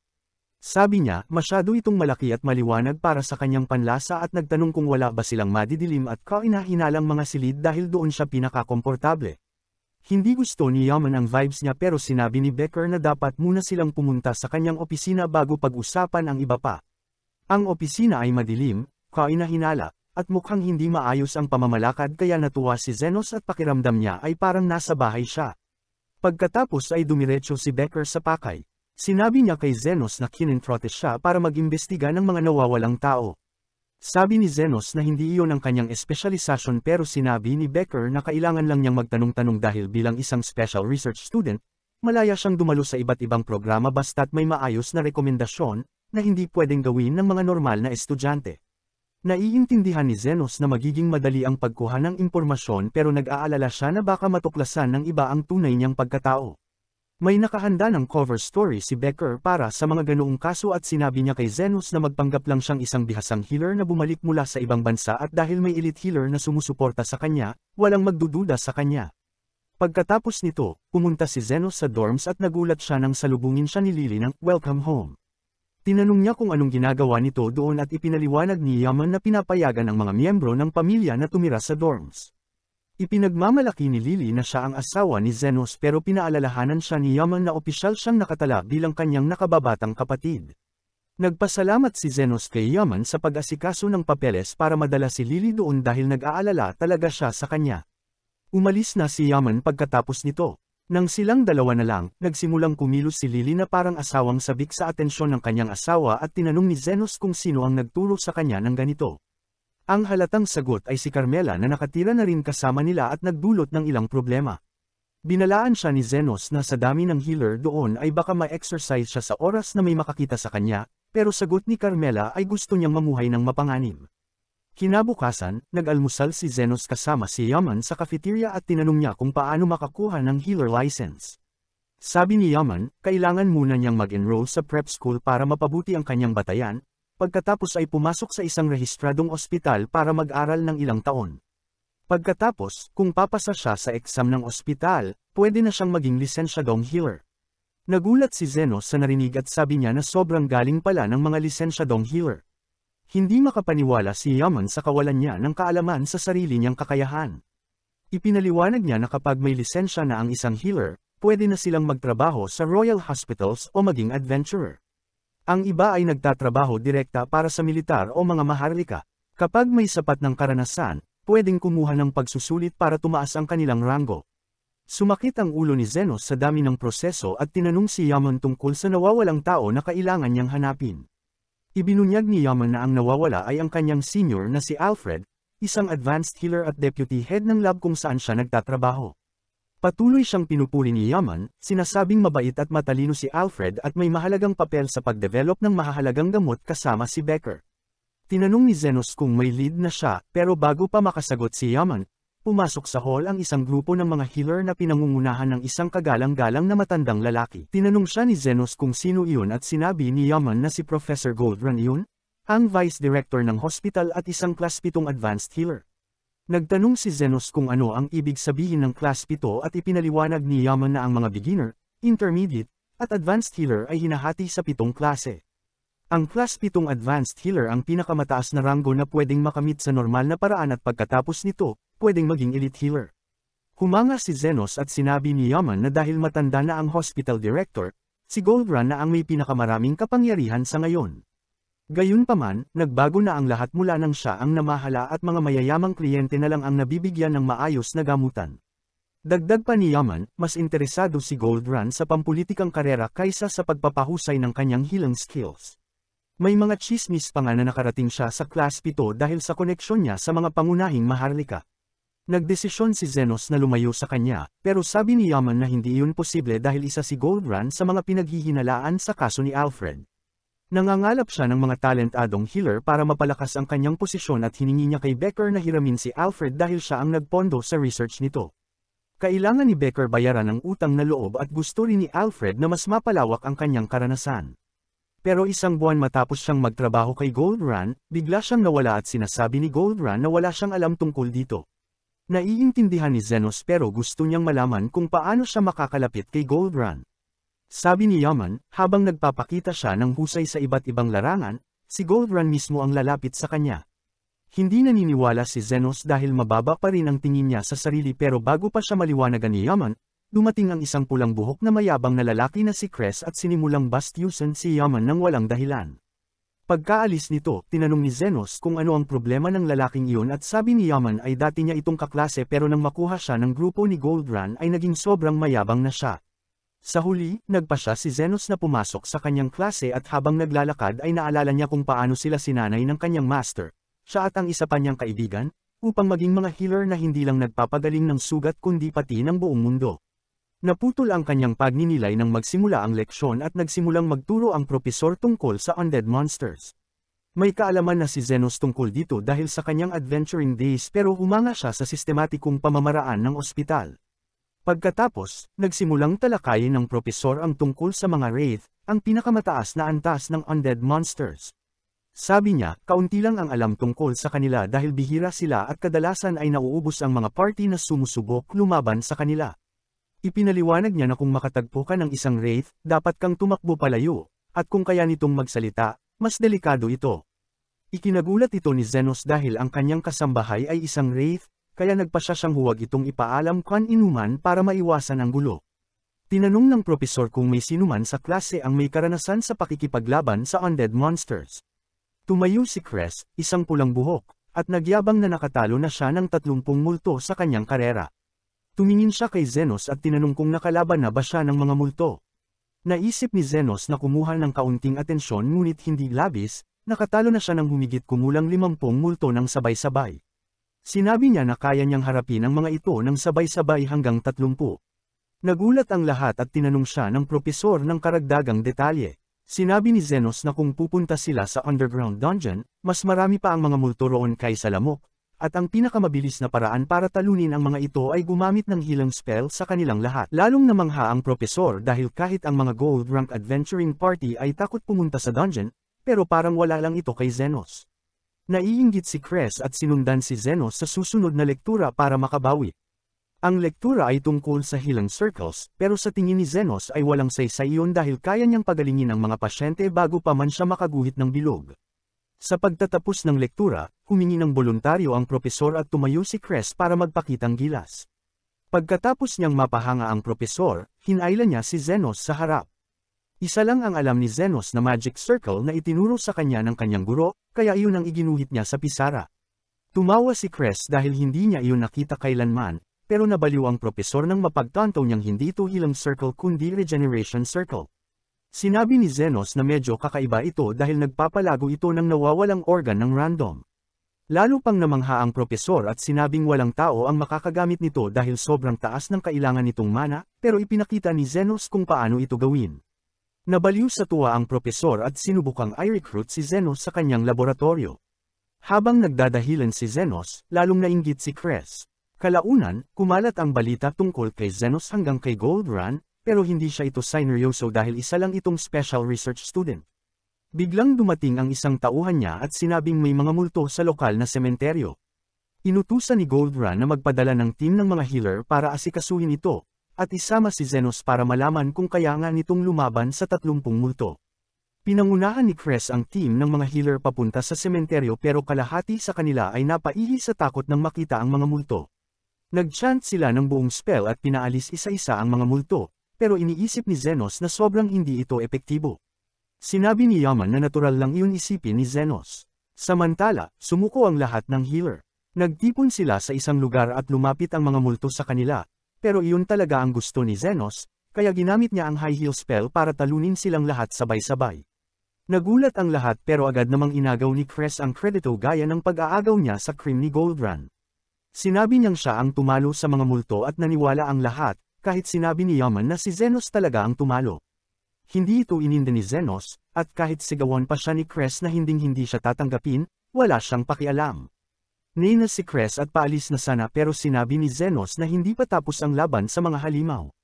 Biglang may sumabog sa lupa at lumabas ang isang higanteng zombie king. Natakot ang mga healer pero agad silang tumingin kay Cress at sinabing may tiwala sila na kaya niya itong talunin. Hindi masabi ni Cress na nagsinungaling siya, kaya tumingin siya kay Yaman para humingi ng tulong pero tinuwanan lang siya nito at sinabing ipakita niya ang galing ng Goldrun faction sa pamamagitan ng pakikipaglaban mag-isa. Tumingin si Cress kay Zenos, na sa totoo'y iniisip na kaya naman itong labanan ang halimaw mag-isa, kaya sinabi rin itong hindi siya makikialam. Walang ibang magawa, tumakbo si Cress papunta sa zombie habang nanginginig. Tinamaan niya ito ng high heel spell pero maliit lang ang sugat na nilikha nito at agad ding gumaling. Natarante si Cress dahil wala palang epekto ang kanyang pinakamalakas na spell. Nagsimula nang umatake ang Zombie King at sinubukan ni Cress na iwasan ito, na ikinagulat ni Zenos. Tinanong niya si Yaman kung bakit hindi lumalaban si Cress, at sinabi nito na nagsisinungaling lang siya noon. Hiniling niyang huwag tulungan si Cress agad dahil nararapat lang ito sa ugali niya. Pero napansin ni Zenos na gusto pala ni Yaman si Cress pero nahihiyang aminin ito. Biglang nahuli si Cress ng Zombie King at dinurog ang kanyang mga buto habang papalapit sa pagkain sa kanya. Nakiusap si Cress ng tulong at tumugon si Zenos gamit ang isang napakalakas na kasanayan na tinatawag na Mega Heal, na naglabas ng maraming makukulay na healing orb sa hangin na agad nagpabara sa higanteng halimaw. Matapos nito, muling nagtalo si Cress at Yaman, pero iniisip ni Zenos na ang mga undead monsters ay naaakit ng mas malalakas pang undead. Habang iniisip ng karaniwang tao na kaya naroon ang mga multo sa sementeryo ay dahil sa Zombie King, napagtanto ni Zenos na ang Zombie King mismo ay lumitaw doon dahil naroon sa ospital ang pinakamalakas na undead na si Carmela. Makalipas ang kaunting oras, bumalik si Zenos sa bahay at tinanong si Carmela kung may alam ba siya tungkol sa biglaang pagdami ng undead malapit sa kanila, pero lumalabas na wala talaga siyang kaalam-alam na siya pala ang umaakit sa mga ganoong klaseng halimaw. Tumingin siya kay Zenos ng kinakabahan at tinanong kung palalayasin na ba siya dahil doon, pero natigilan si Zenos at nag-isip. Sa paraan kasi ng epekto ni Carmela sa paligid, naisip niyang mas ligtas pa nga sigurong manatili ito sa tabi niya. Namula si Carmela nang marinig yun dahil ni minsan walang nagsabing gusto siyang makasama sa buong undead existence niya. Nangako siyang sasamahan si Zenos mula ngayon, pero malinaw niyang sinabi na guguluhin pa rin niya ito kapag may pagkakataon. Kinabukasan, nag-report si Cress sa kanyang supervisor na tuwang-tuwa at pinuri siya sa kung paano niya hinarap ang exorcism. Kumalat kasi ang balita na pinuksa raw ni Cress ang mga halimaw gamit ang isang malaking spell, pero alam ni Cress na hindi siya yun, si Zenos ang may gawa ng lahat. Sabi pa ng supervisor, dahil hindi napansin si Zenos, mukhang exaggerated lang ang chismis at hindi siya mapapasama sa grupo ni Goldrun.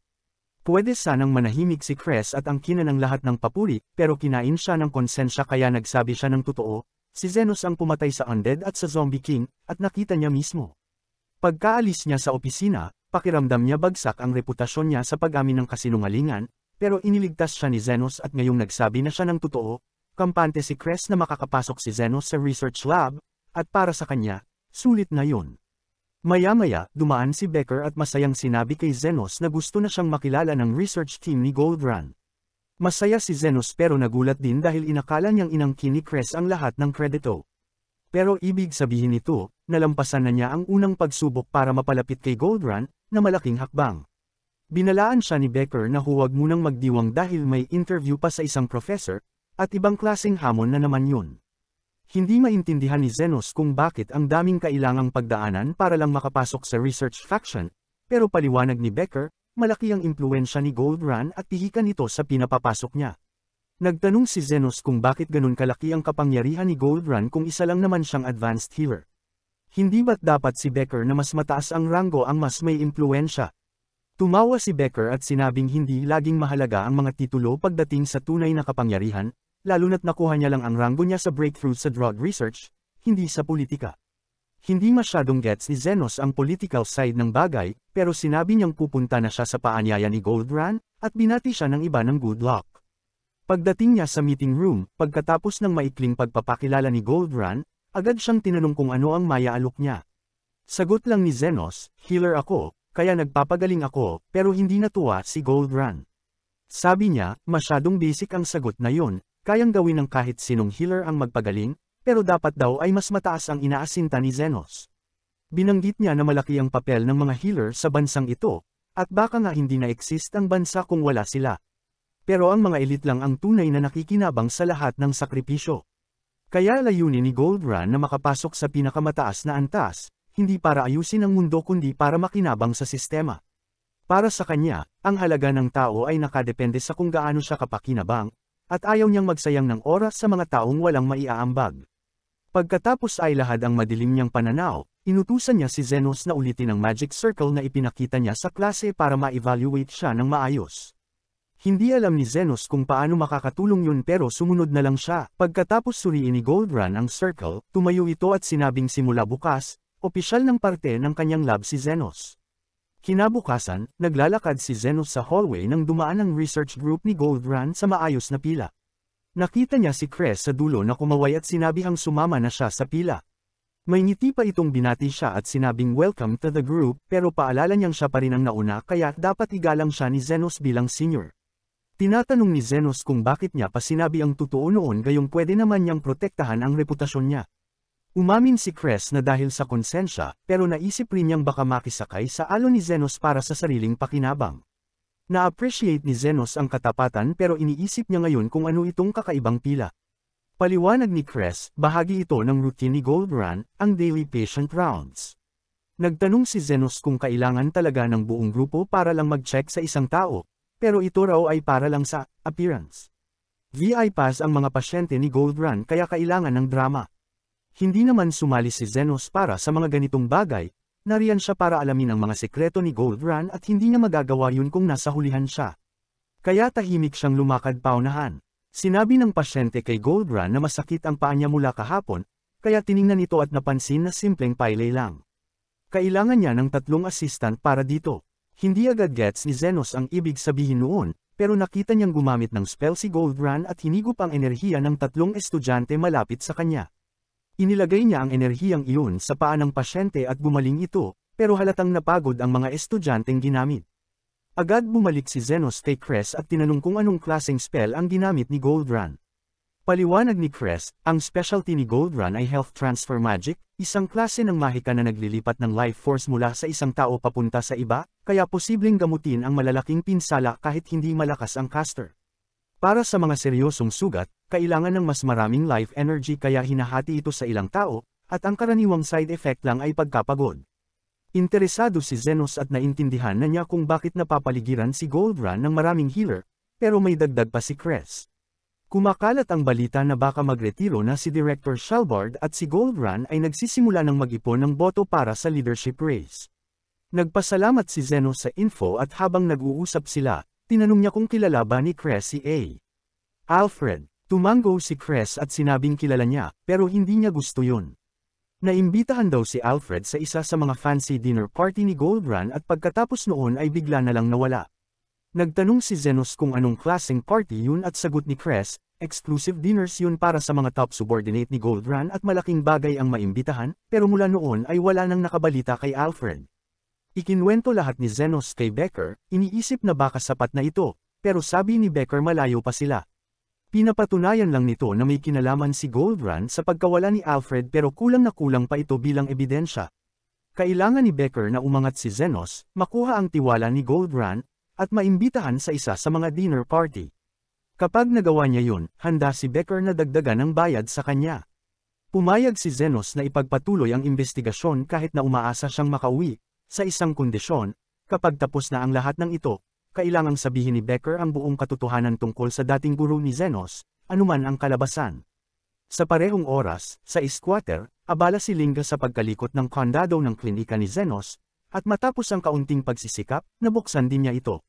Dumalaw siya para linisin ang lugar habang wala si Zenos, pero kung nisingot niya ang ilang gamit nito habang nandoon siya, wala namang masama doon. Habang nagsisimula siyang magmasid, naramdaman niyang may presensya ng iba pa, kaya naghanda siyang makipagbasagan ng mukha, pero si Zafaya lang pala ito. Pareho silang nagtatanong kung bakit nandoon ang isa't isa, pero agad napansin ni Linga ang map na hawak ni Zafaya, kaya malinaw na pareho sila ng balak. Ilang minuto pa lang ang lumilipas nang biglang wasakin ni Lo ang pinto, na naman, dahil dumating din siya para maglinis. Inaasahan naman ni Zafaya at Linga na darating din siya balang araw, pero sana hindi na lang niya sinira ang pinto dahil dagdag trabaho na naman iyon. Kinabukasan sa kabisera, kinumusta ni Zenos si Cress, na nagsabing napagkatiwalaan siya ng malaking karangalang bantayan ang alagang aso ni Goldrun. Sa totoo lang, ipinaubaya lang ni Cress ang trabaho sa pagbabantay kay Zenos, pero nagtaka si Zenos kung tunay bang nagsasaliksik si Cress. Pinaliwanag ni Cress na abala si Goldrun sa pribadong pagpupulong kasama ang 7 pangunahing maharlikang pamilya na pilit niyang kinikilingan, kaya sila ang naiwan sa pagbabantay ng aso. Wala naman daw kaso kay Cress dahil bahagi ito ng kanyang plano para mapasama sa panig ni Goldrun. Nagtanong si Zenos kung seryoso ba talaga siyang naghahangad ng promosyon at sinagot siya ni Cress ng oo, iyon talaga ang layunin niya. Kapag nakaakyat na siya, mabubuhay siya ng marangya. Nagulat si Zenos dahil inakala niyang karamihan sa mga manggagamot ay pumapasok sa larangang ito para tumulong. Sa isang perpektong mundo siguro, sabi ni Cress, pero hindi ganoon ang takbo ng mundo. Inamin niyang minsan ay nangarap din siyang gumaling ang mga may sakit at makapagliligtas ng buhay, pero may hangganan ang kanyang kakayahan at hindi niya kayang iligtas ang lahat. Kaya mas pipiliin niyang gamitin ang kanyang kakayahan para sa pera, babae, at kaginhawaan, sa madaling sabi, pangarap ng bawat lalaki.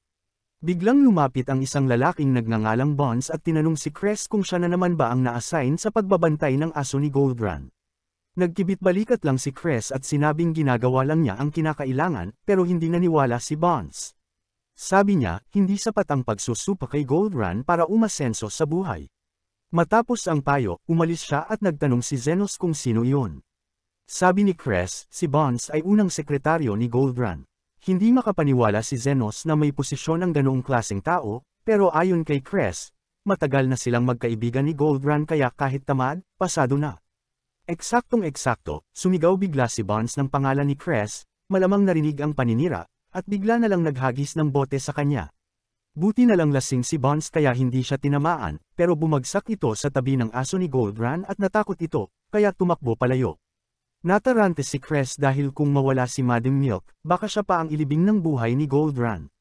Tumakbo siya para habulin ito, pero pagtakbo ni Milk sa kalsada, nasagasaan ito ng karwahe. Agad tumakbo si Cress at sinubukang pagalingin si Milk gamit ang matataas na uri ng healing spell, pero kahit ganoon, parang giniling pa rin ang katawan nito. Sinuri ni Zenos at sinabing huwag magpanik dahil napahinto na ang pagdurugo kaya mabubuhay pa siya. Pero nagwawala na si Cress, dahil kahit mabuhay si Milk, magkakaroon ito ng peklat, at ang rason kung bakit mahal ito ni Goldrun ay dahil sa perpektong kutis nito. Kung makita niya ito sa ganitong kalagayan, tapos na si Cress. Ayaw namang pabayaan ni Zenos ang kaibigan, kaya itinaas niya ang kamay at ginamit ang sarili niyang healing magic kay Milk. Pilit siyang pinipigilan ni Cress at sinabing sayang lang ang oras, oo, malakas si Zenos. Nakalaban nga siya ng Zombie King, pero ang ganitong klase ng paghilom ay nangangailangan ng kasanayan, at tanging pinakamahuhusay lang ang kayang magpagaling ng walang bakas. Habang daldal ng daldal si Cress, tapos na si Zenos, ayos na si Milk, walang pasa, walang hiwa, parang walang nangyari. Sinabi lang niya na dapat magpahinga muna si Milk ngayong araw. Maya-maya, umuwi na si Zenos at nadatnan si Yaman na naghihintay sa kanya. Tinanong niya kung may problema, pero sabi ni Yaman, gusto lang niyang maglakad-lakad kasama si Zenos. Hindi inasahan ni Zenos iyon pero pumayag siya. Pagdating sa gubat, tinanong niya kung may bumabagabag kay Yaman. Humarap si Yaman at nagsabing gusto niyang humingi ng tawad, kung hindi lang daw siya inutil. Baka siya na ang napansin ni Goldrun at hindi na napasama si Zenos sa gulo. Sinabi ni Zenos na wala siyang dapat ipag-sorry dahil binabayaran naman siya ni Becker, at kung tutuusin, kung hindi dahil sa setup na ito, hindi man lang siya makapasok sa Royal Hospital, lalo na't wala siyang tsansang halukayin ang nakaraan ng kanyang guro. Malaki ang pakinabang niya dito kaya malinaw, wala siyang dapat sisihin. Natuwa si Yaman, pero dahil nabanggit ang tungkol sa guro, napagtanto niyang kaunti lang ang alam niya tungkol dito kaya nagtanong siya kung anong klaseng tao ang guro ni Zenos. Sabi ni Zenos, hindi rin siya sigurado, may pagkakaduda ang kanyang guro, pero tinuruan siya nitong bamas at sumulat at maraming ibinahaging kaalaman tungkol sa mahika at mundo, kaya kung tutuusin, utang niya rito ang lahat. Sabi ni Yaman, parang sila rin ni Becker, noong nagsisimula pa lang siya bilang manggagamot, kinuha siya nito at ibinahagi ang lahat ng kaalaman sa pananaliksik. Ang kaso, lumala ang obsesyon ni Becker sa trabaho kaya iniwan siya ng nobya nito, at mula noon, si Yaman na ang nag-aalaga sa kanya. Medyo hinala ito kaya tinanong ni Zenos kung ano ba talaga ang relasyon nila, at sinabi niyang tiyo niya si Becker, kaya malapit sila sa isa't isa. Hindi nagtagal, habang pauwi na sina Zenos at Yaman papunta sa Royal Hospital, biglang tumakbo si Cress papunta sa kanila. Lumuhad ito sa harap ni Zenos, halos nagmamakaawa ng tulong. At base sa itsura nito, malala ang pinasok niyang gulo. Salamat sa panunood. Kung gusto nyo pa ng ganitong content, comment nyo lang, like and subscribe na din kayo mga lods.